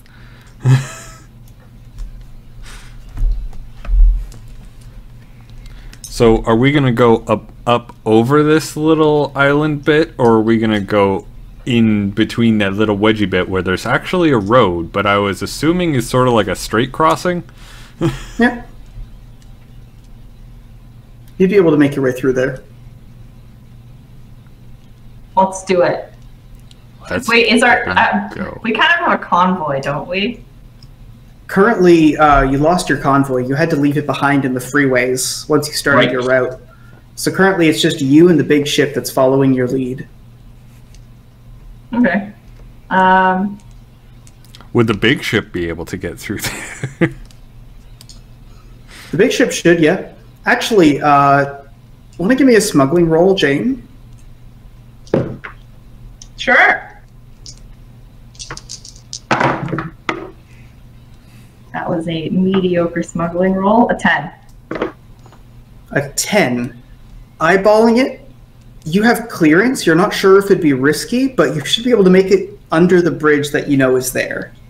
It's one of those big stone bridges with archways. You think your mast should be able to make your way underneath, and the big ships as well. Okay, that was going to be my second question.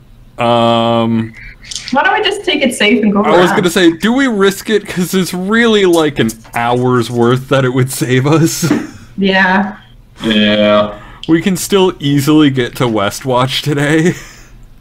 Yeah, let's go. Let's just go around. All right. So you guys shift and plot your course out into the opening of the bay. You communicate that to the main ship. Through the dawn to the early morning, the wind shifts to a southwesterly wind.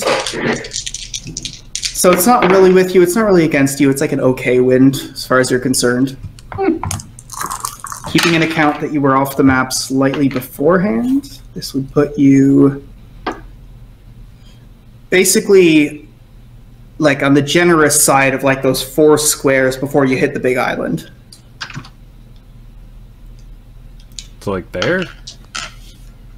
4 squares before you hit the big island. I'm assuming that's what you mean? Like there's a big open section, like a 2x2 square of open water in the middle of that. Oh, okay. So I need to, once it lets me grab the thing, grab the image, there we go. So like there. Yep, perfect.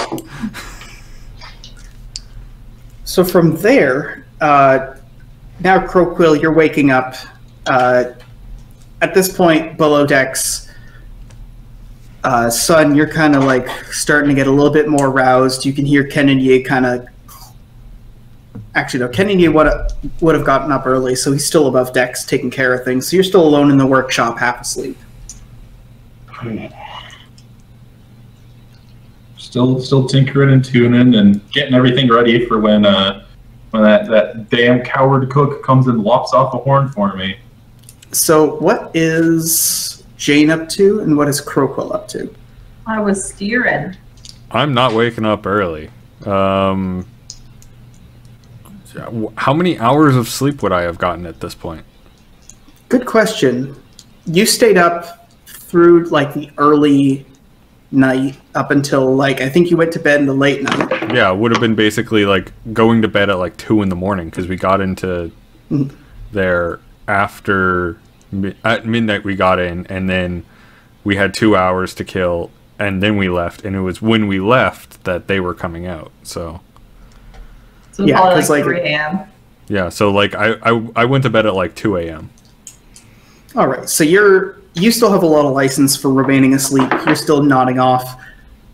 You continue to head off into the opening of the bay, and you get way too close before realizing, oh no. You see that there's a blockade of ships, Craghold Land ships, that are closing off the bay waiting for you to come through. By the time you've noticed them, they seem to have noticed you, and they're starting to turn to face you here. Buck.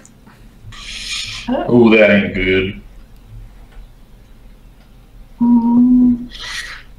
Well, what are our options? Run the blockade, which sounds like a bad idea, or under the bridge. Yeah, under the bridge. Won't be able to follow under the bridge too easy. Of course, they could just turn around and catch us at the other side, but I think under the bridge is a bit wet. Okay, let's go onto the bridge. All right. You signal, you spin around the rudder while they, like the mast booms around to the other side and you catch the wind in the other direction. By now you're getting closer to the late morning. The wind has shifted to a southeasterly, so it's as good as you're going to get. It's all right for your purposes here. You swing down into that southern section towards where the bridge would be, and a number of the ships that were going to blockade you follow. They're getting close enough that they're not within cannon range or anything like that for either you to attack them or them to attack you, but they're following you in towards the coast. You make it. That would be basically right down into where the hamlet is, where the road crossing is. Below decks, want to give me a crafting roll? I would love to. Like where this crossing is, well, or the southern one. The one that you're on right now. Okay. Okay, I got a 26. All right. So you're sitting there filing and puffing dust away and trying to make sure that things are balanced, weighing things with counterweights. You can hear it creaking outside the door as Crowquill just kind of starts to rouse in the late morning, as you can start to smell the first bit of lunch being sizzled up. Well, I guess some lunch wouldn't hurt. And I go up to get some lunch and get filled in on the what's going on, and also try and convince them to just cut off just the tip of my horn, just a little bit. Redoing the calculations, doesn't need to be that much, just a little bit. Come on, you coward, do it. Victor goes, okay, you slept on it or went into your workshop and worked on it, I guess. Alright, well, I have to clean my implements, but I'll get to you in a minute. Just, it's minor surgery. Can hear this conversation? Yep. Does he have anything to add to this horn snipping business?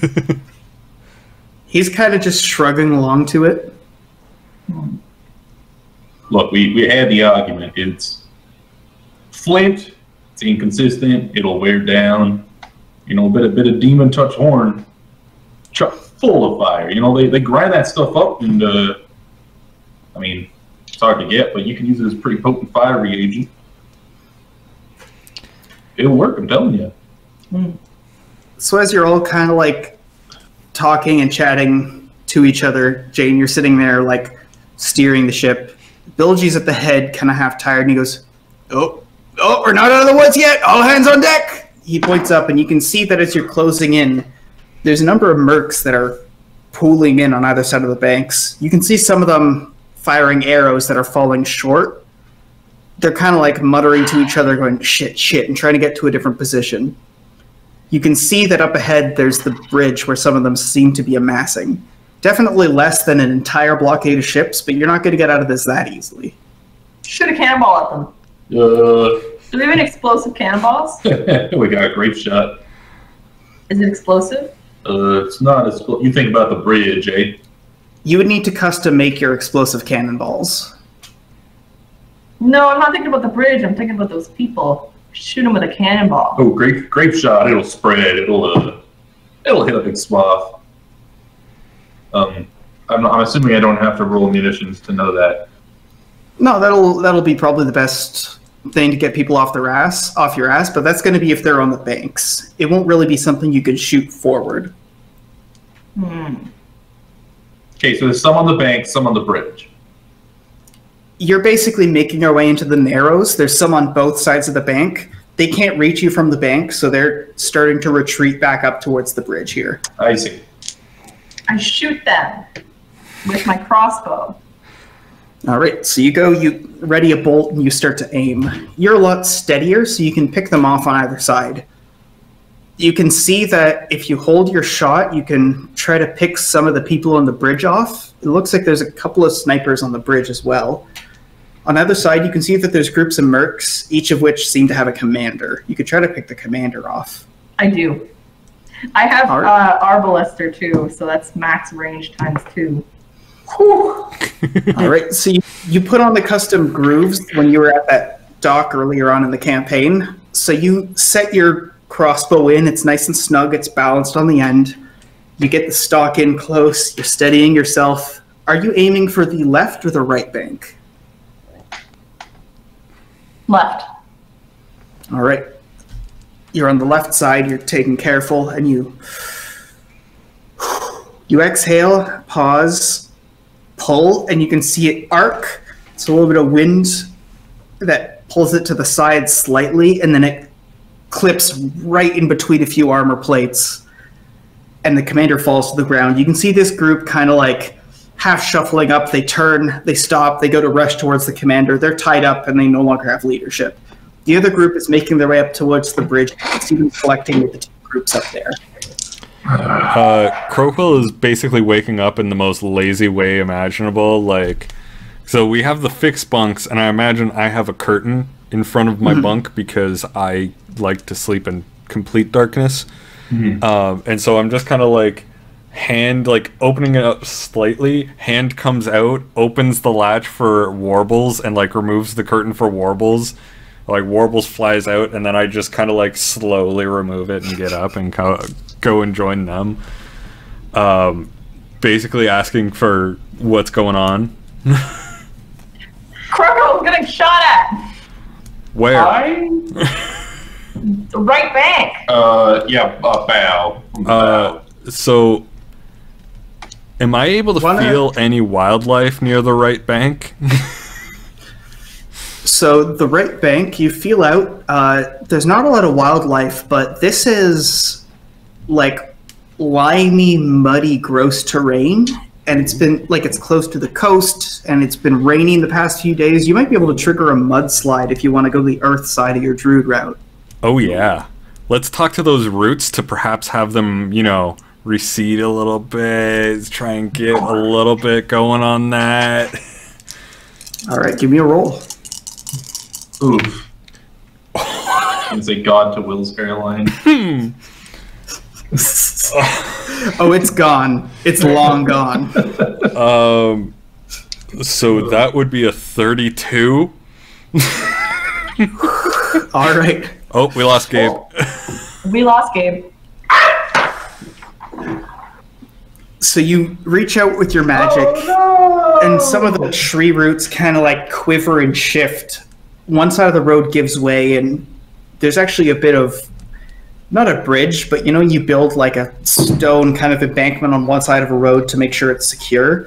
Some of those stones kind of crumble and shift, and the entire regiment kind of loosely grasps to keep hold as they fall in a pile of rubble. They're discombobulated, but all right, but they're not going to be able to join the fight anytime soon. Nice. You're closing in, and you're getting really cane on the ground and goes, all right, back to bed. So you're sort of like leaning in and kind of going, all right, back to bed, back to bed. Warbles you've let out, and Warbles is flying up, and you can hear Warbles a little bit with your loose magic. If you want to roll ritual, you could reach out and listen. Okay. I'll roll my ritual. What is Sun up to? Sun is, well, okay, so the cannon aren't going to spin around to the bridge, eh? No. Aren't you getting your horn chopped off? Not right, not in the middle of a battle. Come on now. In that case, Sun is going to be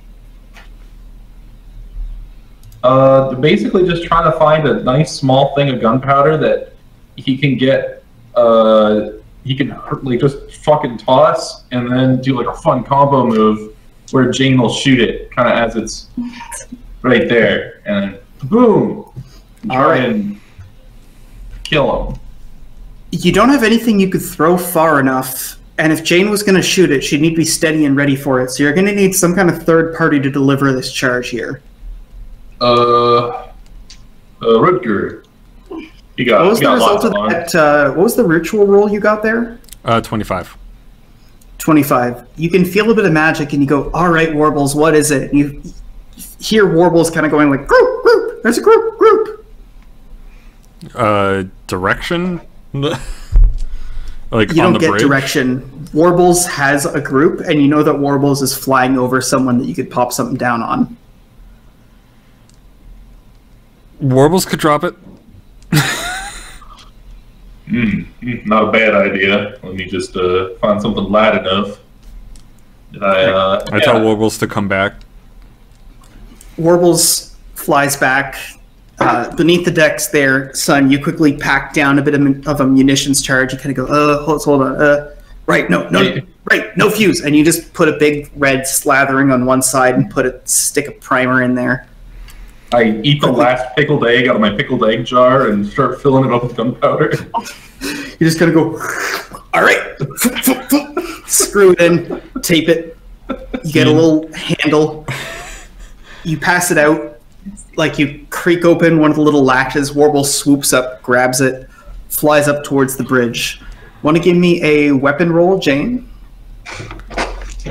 I was going to say, the entire time that Sun is doing that, Croquill is just like, alright, be sure you fly high outside of arrow distance. It doesn't matter what height you drop it from. And that's a 17 for my makeshift bomb. Alright, so Warbles flies high, drops it with a bit of clearance. You're sitting there chained at the front of the ship. You're steadying. You go ready. You exhale. This thing's dropping. You know which way the wind's going. You can feel it shifting slightly, and you have to compensate. You fire off the crossbow bolt here. It flies, gets caught by the wind, and then hits this thing, and poof, in midair just above the bridge. You can see it showering out a whole bunch of flak. Even though it didn't take out that many people, a lot of them quickly rush to cover. By the time you've gone over to the other side and the ship has gone over to the other side behind you, both of you have cleared the bridge.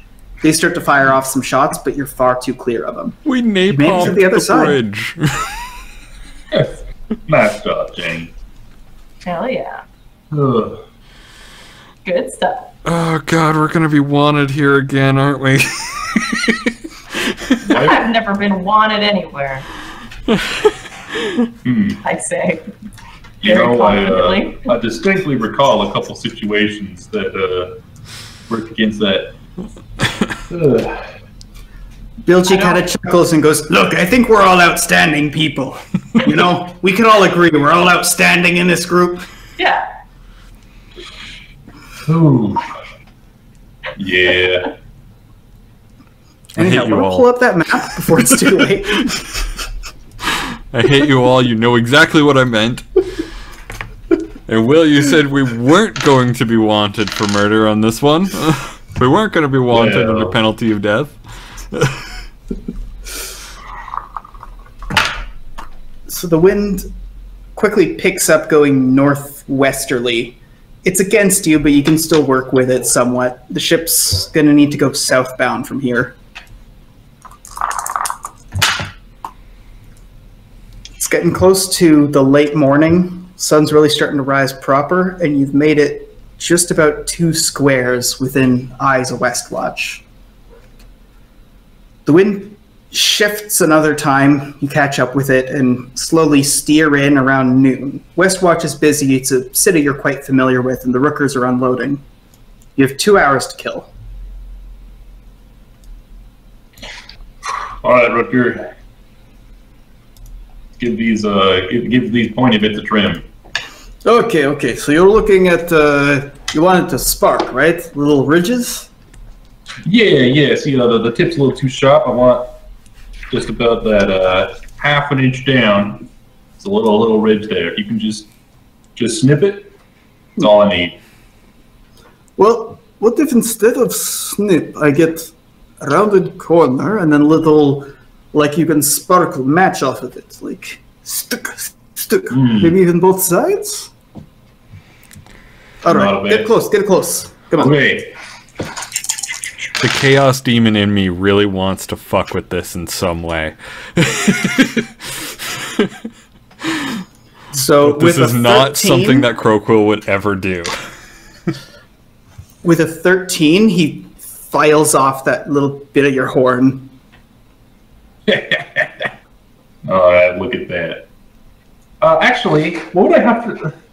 I guess it's a question for you. how painful is that? Is this losing a tooth? Is this haircut? Is this tattoo? What are you going for?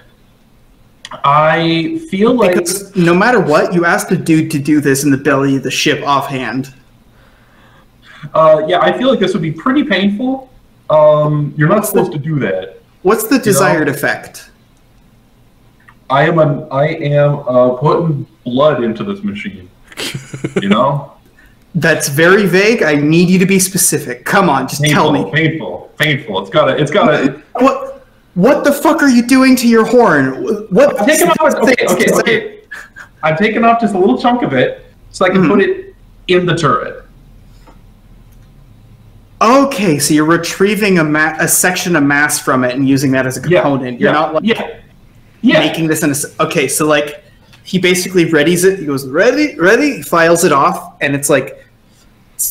You know when you have like a bunch of Novocaine in and there's a dentist like doing work on your tooth and you're like, I know that there's vibrations traveling down me, but I don't feel them. Yep. It's like that, and he goes, and now the last bit, ready?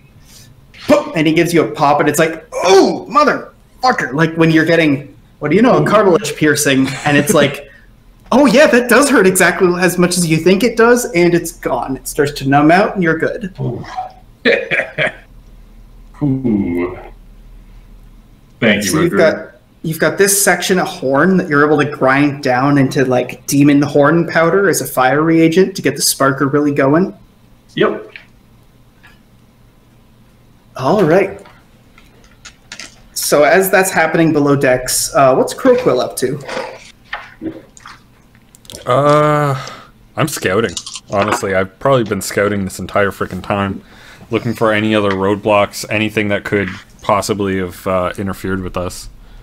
All right, so as you pull into town, you're keeping an eye out, you're getting warbles to sail and make sure you're not being circled or anything. Doesn't seem like that's the case. That being said, Jane, as you're taking a look out onto the ship, you see there's an inspection crew of some sort.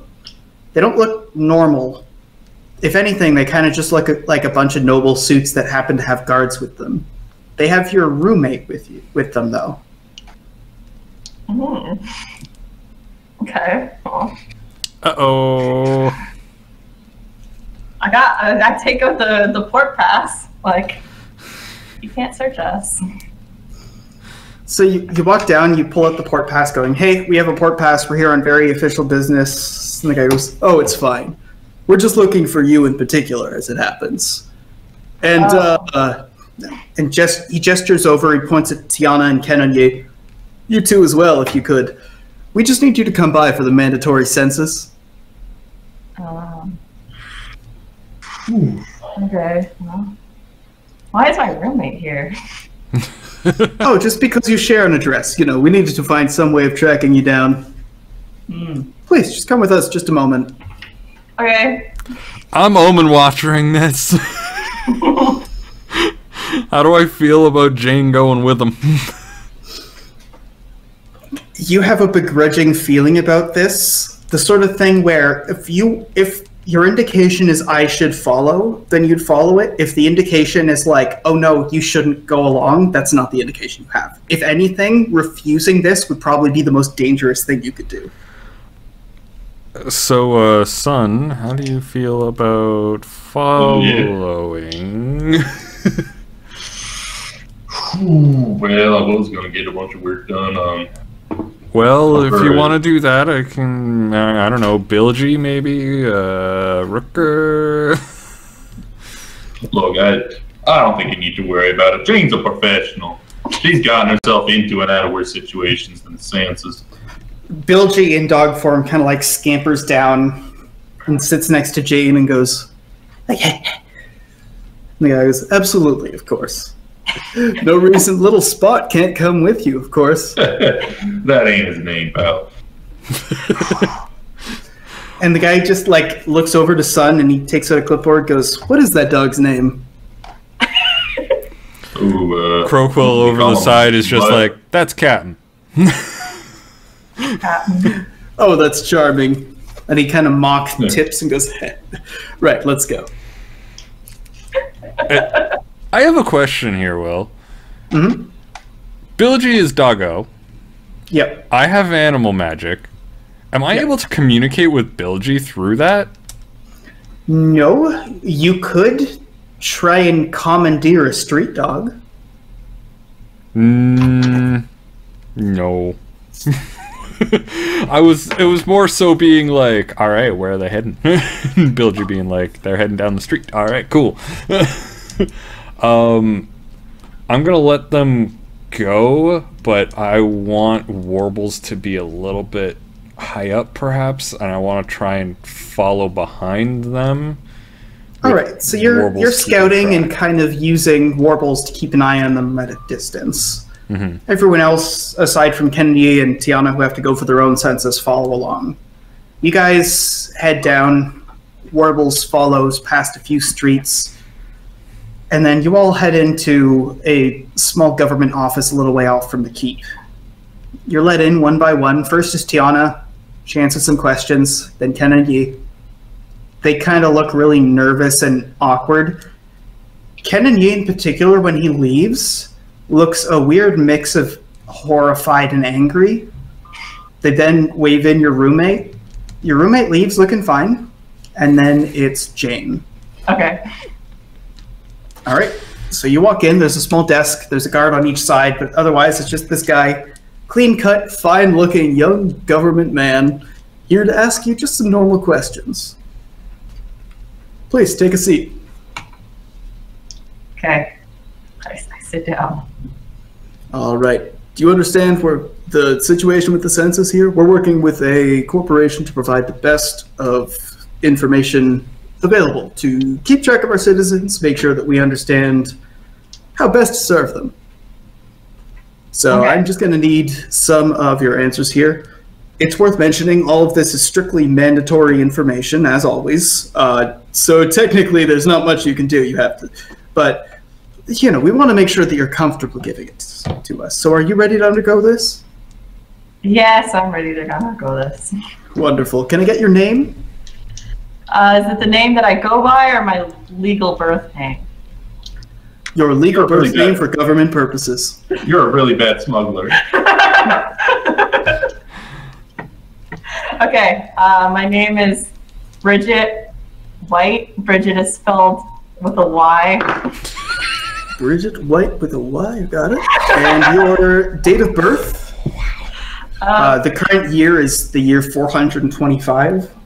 425. Okay, so it'll be 400. 398.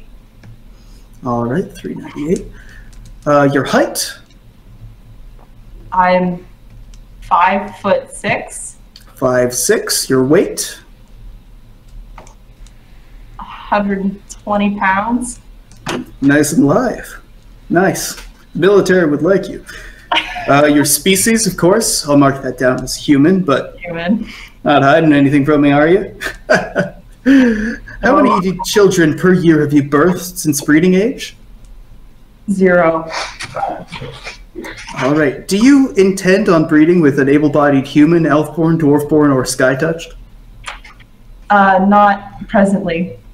Wonderful. Do you engage in any degenerate activities? That would be, you know, homosexuality, incorrect gendering, and sexual immorality, that sort of thing. No. All right. Are you a prosperite, sky worshipper, heathen, or damned atheist? These census questions are amazing. Okay, wait, pause. Which one is which again? So prosperite is basically, do you worship Jesus kind of thing? Our Lord and Savior Jesus Christ. Sky worshippers in particular is like celestial pact magic, which for some reason this government loves. What was Heathen is literally any other religion, or you're a damned atheist, as in you don't believe in prosper and you're going to hell. Okay, so I think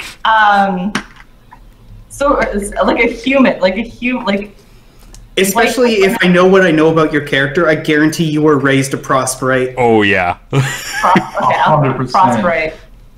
All right, good, wonderful. Your name is Bridget White.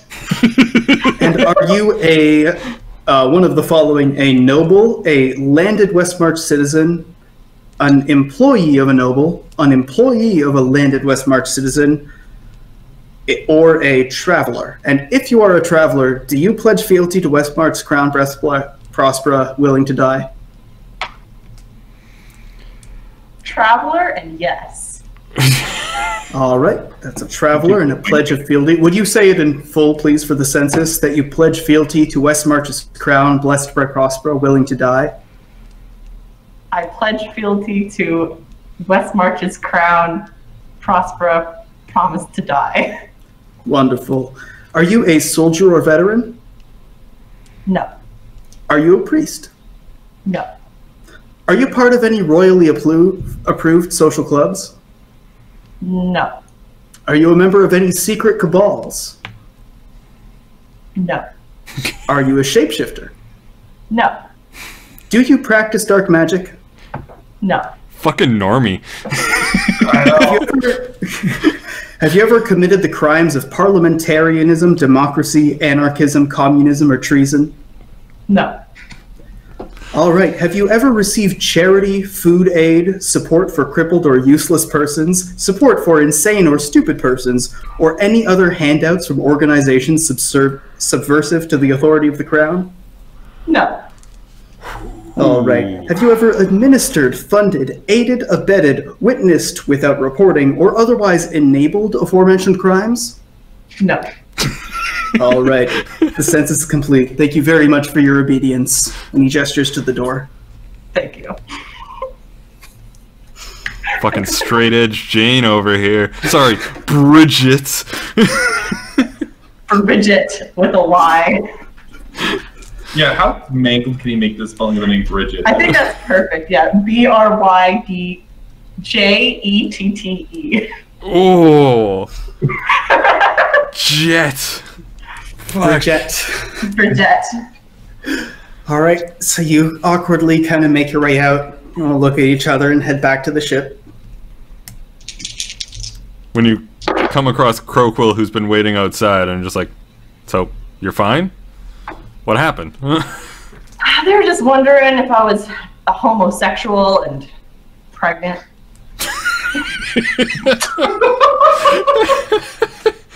Oh, so the normal stuff. Okay.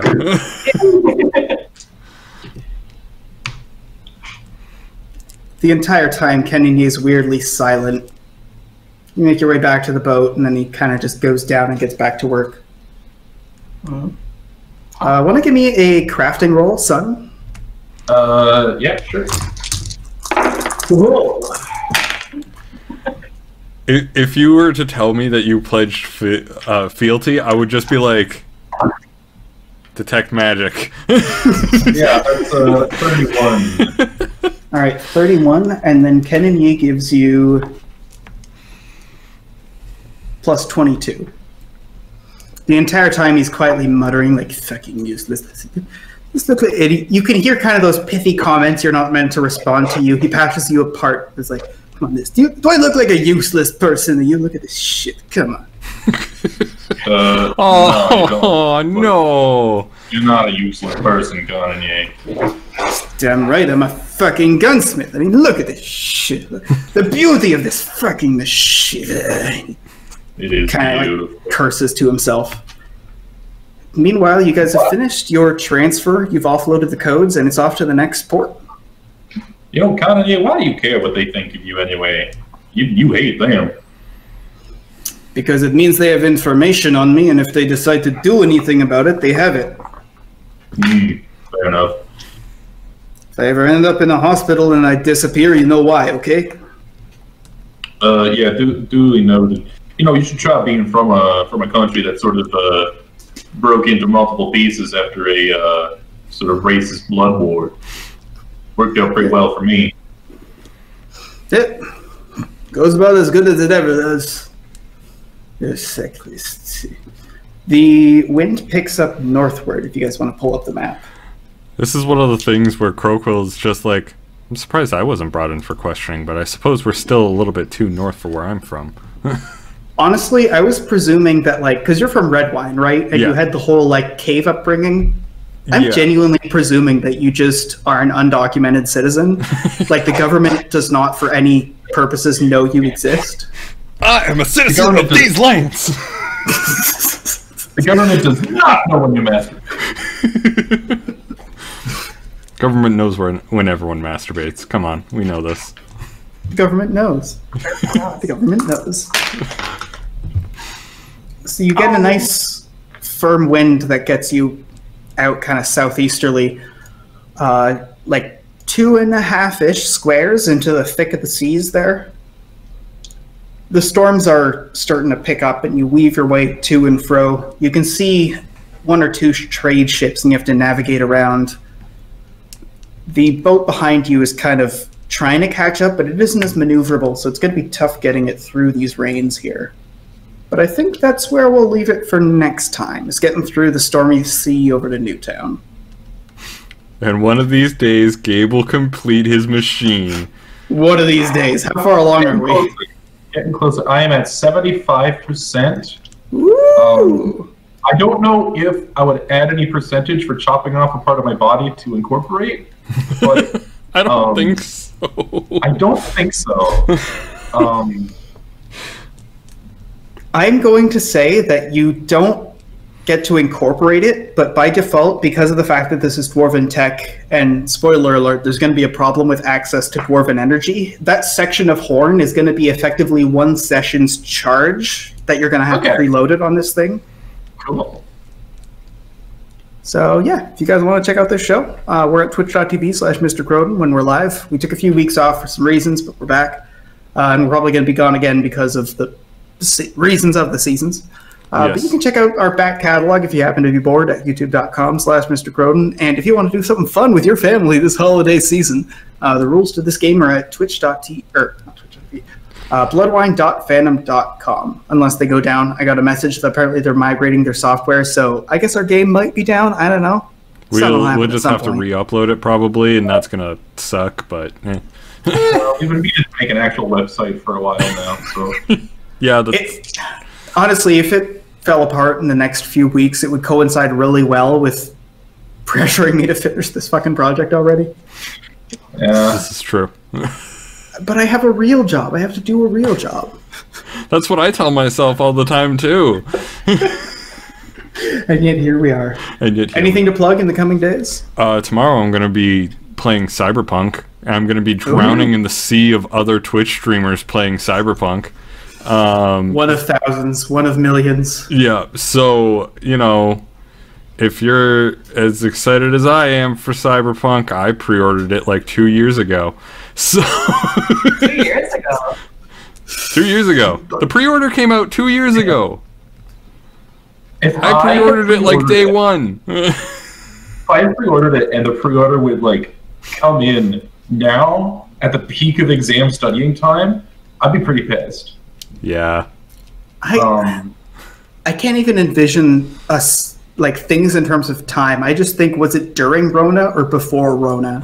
Like, yeah, we're marching up on a year. Like they told us that there would be the Keanu game like before Rona, and then Rona happened, and now it's out. We have a new time. 2020, we get to restart the clock. It's now BC. Everything was then BC, and now it's CE. The guy that... before Corona and Corona. That guy said Keanu Reeves was breathtaking, and then made a big fun meme about it, and then drove the meme into the dirt. And like that all happened. We were plunged into a global pandemic, and now we know who to blame. Yeah, this game has been sort of on the back burner for so long. I almost don't want it to come. It almost feels like, no, that's just a game that's going to come out and be really great. Yeah, it's the Duke Nukem game, right? Like you didn't want Duke Nukem forever. Yeah. You don't want, well, a lot of people want Half-Life 3, but it'll never live up to expectations. So you don't really want Half-Life 3 to come out. You just want the joke of Half-Life 3 to exist. Yeah. Like I've owned Doom Eternal for like 4 months or something crazy like that.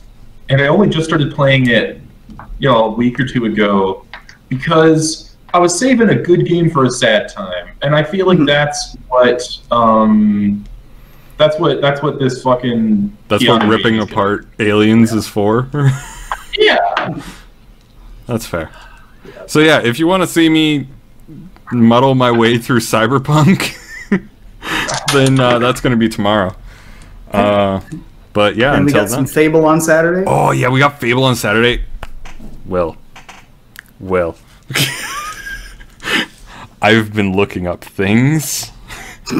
I love this because it's what you used to do for Fallout, where you're now just like, see the power I hold. right?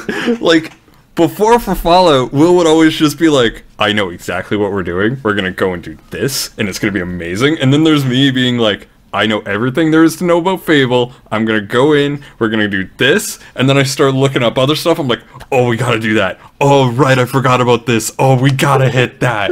Wait, hang on. So is Fable the one where there's a door that has a weight gain fetish? Yes. I think so. Yes. Okay.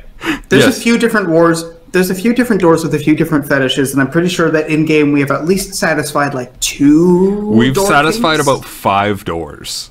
Okay. One had a That's combat great. fetish, the other one had a light fetish. He always had to have the lights on for him. One just had a fetish for voyeurism. One just wanted the boyfriend experience, if I remember correctly. Yeah, we gave him some chocolates and he was very happy. So yeah, that's going to be on Saturday. It's going to be on Saturday where there's going to be more shenanigans, and Will, you're going to hurt when you see what I'm going to be replacing the slap hammer with. Oh my.